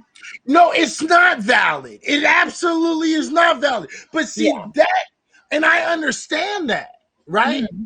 Right. I understand that to the point that I can sit here and I can say, if we was in a war, nigga, I will shoot you in your fucking face. I will put you on your knees and execute you. Mm-hmm. But at the same time, I can still say, I see the humanity in you, and I can still see that you was veered in the wrong direction based upon this ideology that is already fucking inhabited your brain. But right. So how is that different mm-hmm. than recognizing Mm-hmm. that if that was deprogrammed, that he has the capability of possibly being empathetic. The problem is I don't think I don't think the ability of him to be deprogrammed is as good as most people think. Again, because we're talking about something that's been in power for over 400 years, 500 years.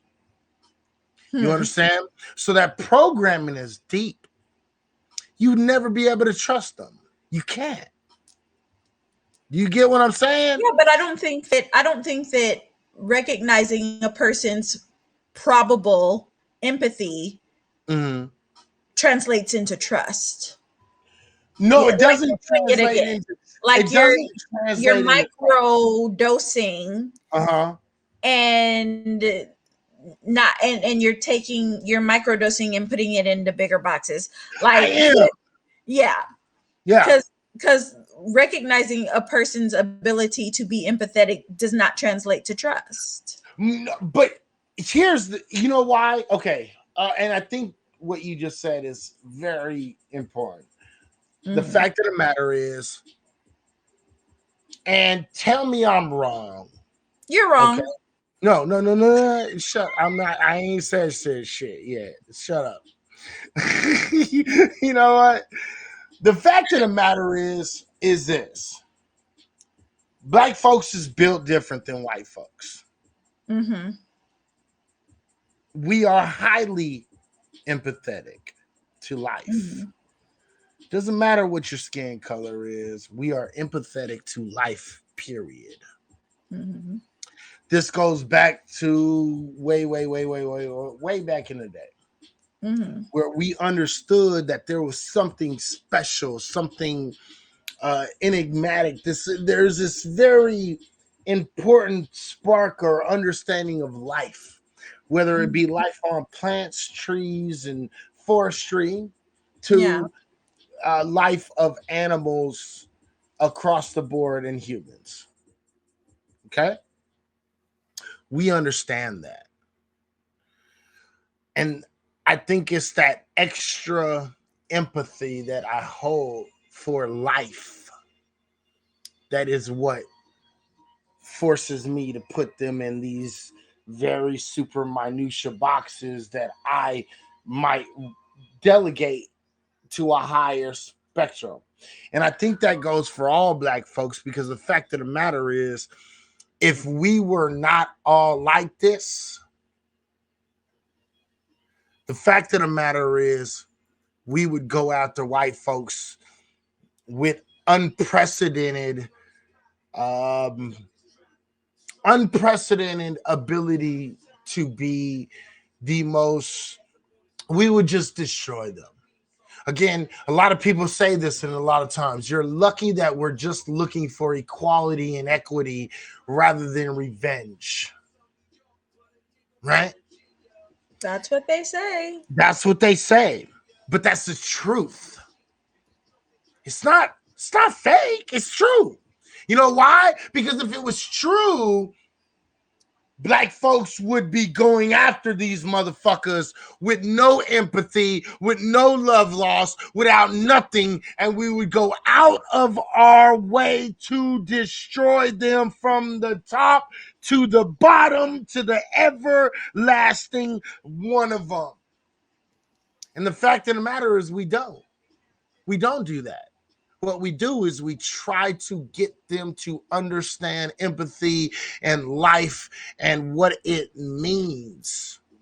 The thing is we're over as a group, as a collective. Black folks are over empathetic. White folks are very, if any empathy, they have none. You see what I'm saying? Like if they do have some, it's very small, and that's if they have any. Okay, so what we're talking about is a dichotomy, the yin and the yang, right? So I have too much empathy, and white folks have none. This is the yin and yang that I'm talking about. But at the end of the day, what is the one thing that keeps on keeping black folks back? Isn't the idea of yin and yang that they work simpatico? Yes, but again, have you ever looked at a system that sometimes something starts to overrun the system, and then eventually what happens is that other system that was not running as quite as good, and then all of a sudden it starts slowly fixes it. You see what I'm saying? Mm-hmm. It, Mm-hmm. I think that's where we're at. I mean, I know it's a really bad analogy, but it's the best analogy that I can come with, right? Gotcha. And the thing is at the end of the day, do not get me wrong. I do think if you because if you ask me, the fact of the matter is white people are a cancer to this country, to this globe, for that matter. They are a cancer. But what happens when you defeat cancer? First, the cancer starts to spread through the body, and it overruns the body. And those small pieces of the cell that cures the cancer and defeats the cancer, they start to grow and grow and grow and grow and grow and grow to the point that that cancer is ultimately destroyed. Mm-hmm. Right at this point, the cancer has overrun this world, this globe, the universe in which we're in, what we're sitting in, and what we know as in right now. Mm-hmm. That cancer has overrun us. Mm-hmm. And right now we have two choices. We have the choice of either A, to come together and become the that cell that defeats the cancer, that destroys the cancer, that wipes that cancer free of the body, or B, we die. One or two. You only got two choices. It's live, die. And the fact of the matter is So the way that we're killing the cancer, I think you left out the fact that you have to go through extreme radiation right. that almost, Mm-hmm. because it also Sometimes. kills the good cells as well Sometimes. as the bad, Right. right? Right. But you have to hit it with extreme hostility to get Mm-hmm. rid of the cancer. And once Right. you kill the cancer, Mm-hmm. you have to hope that the body is still well enough to heal and continue to thrive. Okay, so in the body sense, we have to hope, but in the literal sense, we don't have to hope because you have one or two options: submit, understand, learn better, Mhm. and do better, or B, you die off. Now, the fact of the matter is this: the cancer has showed its maximal potential. Fact of Mm, the matter is, look at white folks today. What's going mm. on with white folks? So, They're what's dying the off. radiation that we're hitting the cancer with? The radiation is the sun, the earth, the everything else. Because the fact of the matter is, the radiation is working. Look at the procreation rate of white folks. Look at it. Average Mm-hmm. age of white people is 41.5 years old. Mm-hmm. Okay, they're dying off. Mm-hmm. Their procreation rate is 0.01%, and Mm-hmm. it's dropping. Gotcha. Before you know it, by 20, and this is what even the scientists say, the science says by 2050, white people will be the minority, even in America. Now, check this out. Think about this shit. The Mm. cancer. I'm gonna give you about 10 more minutes on I'm this. gonna give you. I don't even need that long. Watch. The Okay. cancer was huge everywhere else, Mm-hmm. but slowly but surely, the cancer started dying off. And in Mm-hmm. America is the last stronghold of that cancer. Mm. And that last stronghold of the cancer is here. It's not anywhere else. Even the UK has already been overrun by brown people and melanated people. So that is done. America is the last stronghold point. We are the basis of the cancer of white folks in this country.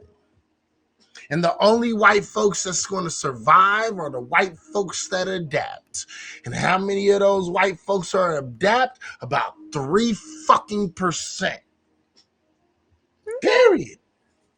All right. So the cancer has already started, because the fact of the matter is white folks is a cancer. Cancers ultimately kill themselves.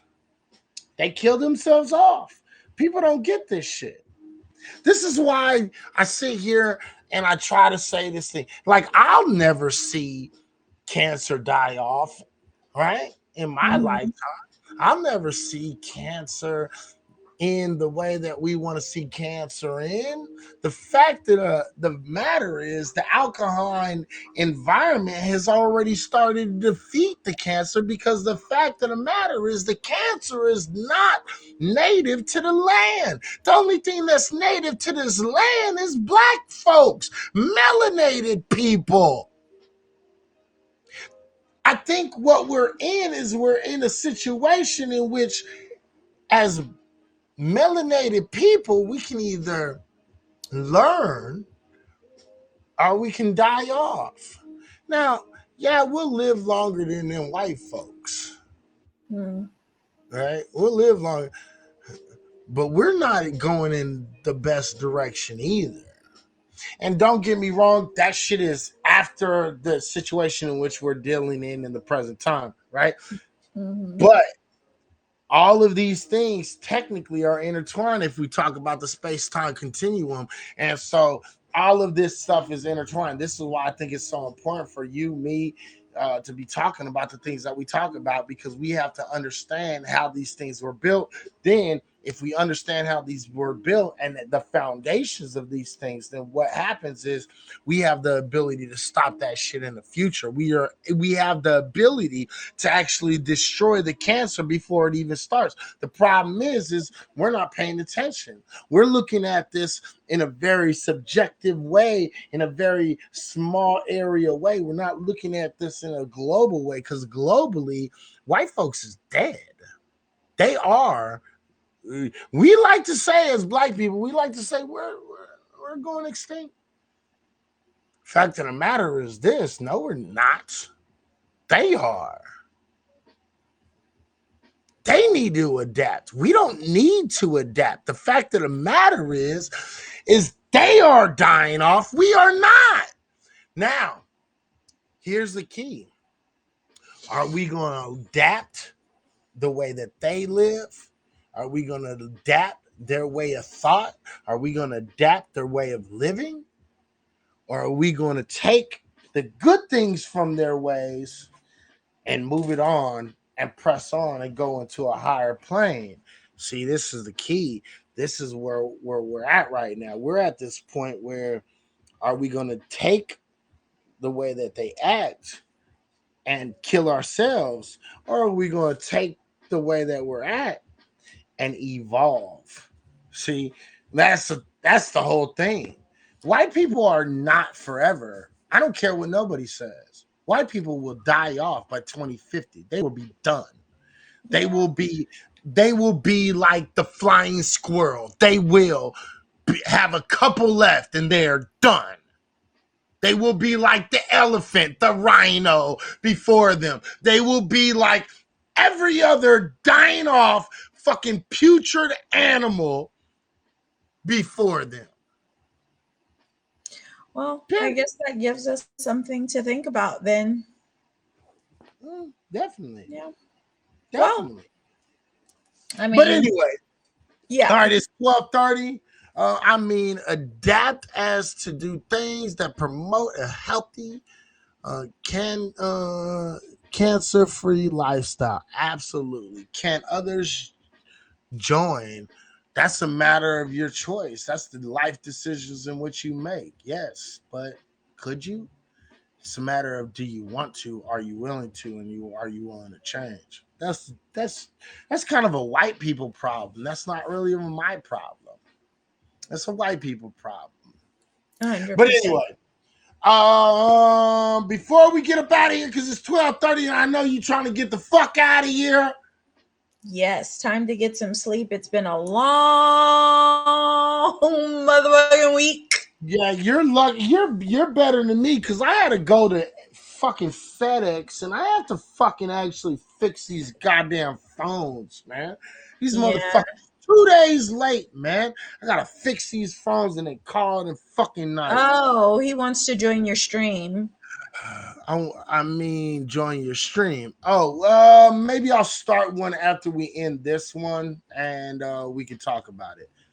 Ken, give me a minute. Let us finish up what we got to do here, because this is our weekly stream. So let me do that. All right. With that being said, so next Friday, Miss Petty. Yeah, I mean, we'll see y'all niggas back here next Friday. Listen, I'm gonna be honest with y'all motherfuckers. Some of y'all ain't gonna make it. Oh, a whole lot of you niggas ain't gonna make it. Some of y'all niggas ain't gonna make it, but for those of you niggas who do, we will see you. A lot of you niggas. Same time, same place. And we'll have some more interesting things to talk about. Like I said, maybe we'll talk about these white people in the strides that they're making with trying to impeach Trump, or not passing an anti-lynching bill, passing out $2,000 stimmy checks while they running up, bank accounts and shutting niggas down on making money. Whatever it is that happens in this next week, we will talk about it here on Friday. From a Black perspective, a Black point of view. And every day. Yeah. For all of y'all niggas. That's right. We'll see y'all next Friday. Hey, you know what? Hey, honestly, I'm not gonna lie. Check this out. Just to let you know, I'm gonna put this on the table in front of everybody. Petty, I think we might need to do this a midweek and an end week shit. If you could keep the midweek show to an hour, I will give you that, because we've been on here almost 4 hours. And how about two? We didn't get on till 9. I'm literally looking at the timer. Fuck you. Right. You're right. It is. Right. I just looked at it right now. Yeah. Right. Okay. How about an hour and a half to 2 hours? Oh, yeah. See, you negotiating in the wrong direction, my brother. I'm just saying. But you know how much we get into shit. We talked about the very first, the stock situation. We talked about that for almost 45 minutes. Yeah, I know. And so when we do the midweek show, we'll pick one big thing and we'll talk about that for an hour. And then we'll recap the week. Okay. All right. Because I can't get up at all hours in the night and then get up and then go to work. Okay. I'm gonna be We're gonna make it happen. All right. You're right. We're gonna make it happen. An hour, and I'll give her an hour. She can leave, and we'll do another half an hour with me because she's a loser. Okay, so. Yeah, I mean, if people want to stay on and listen to you talk about, cancers and hugging the hell out of cancer patients. That's what I'm talking about. Yeah. Then cool. Then let's try to figure out how to make this maybe like, what do you think is a better day, Tuesday or Wednesday? Because again, we're doing this once a week, right? So if we go Friday, I think would think Tuesday. Yeah. Yeah, Tuesday. Because then you have Saturday, Sunday, Monday, then you do Tuesday, then Wednesday, Thursday, Friday. So yeah, Right. Tuesday. So Tuesday. 1 hour. Okay, everybody, we're gonna try to figure out how to make this go Tuesdays and Fridays because I think that'll be better. Mm. All right, cool. I appreciate it. How about I will do your 1 hour if you make me a little graphic like you got yours with your little Cash App right there. Oh, I got you. Oh, that's easy. Okay. All right. Well, That's then it's easy. done. All right. Yeah, that's easy. Well, then I'll see y'all niggas next week. Yeah, then yeah, we'll do that. Not a problem. Yeah, We'll do the hour on Tuesday. yeah. Okay, then I got you. Then we'll do that. Do this for me. Download OBS. Okay. That's all you got to do. Download OBS. Gotcha. All right. I'm gonna have the racist. Then I'm gonna have the Nazi racist Al make you a motherfucking logo. Brilliant. Brilliant. All right, Because I'm gonna niggas. ask. Have All fun. right, this then. week. Hey, Stay safe. no, now give your outro, please. Come Oh, on, I thought you were gonna do yours. No, listen. All right, No, I'm listen. doing yours first. Come on, man. Listen, y'all niggas, you know I love you from the bottom of my fucking nuts. I want y'all to stay safe, and the directive for this week is to try to remember that the revolution is happening right before your eyes when it comes to capitalism, and go get your paper, get your bands, get your Real stacks. shit. Do that Real for me. shit. And then Real I'm shit. gonna see y'all niggas next week. All those who make it, I'm gonna see y'all niggas next week. That's what I'm talking about. Hey, check this out. If you want some more of the show and you guys want to chill, just talk about whatever, have a couple drinks, because right now I got about a little bit of fucking vanilla left. That's about it. You know what I mean? Because you white bitches just don't have the stamina for a nigga. So yeah. So yeah, if y'all want to go live, let me know right now. Put ones in the fucking room, and if I feel like going live, I'll just end this, and then we'll come right back live, and we'll just fucking talk shit, right? Outside of that, next Tuesday at the very latest, next Friday, you already know what it is. We will always come back. We're going to make sure we bring you the real information, good information that comes from a black perspective. And you guys already know, like we did tonight, we're always bringing the videos, the sources, everything that we have, because we don't have ass for y'all motherfuckers. So, we're going to go.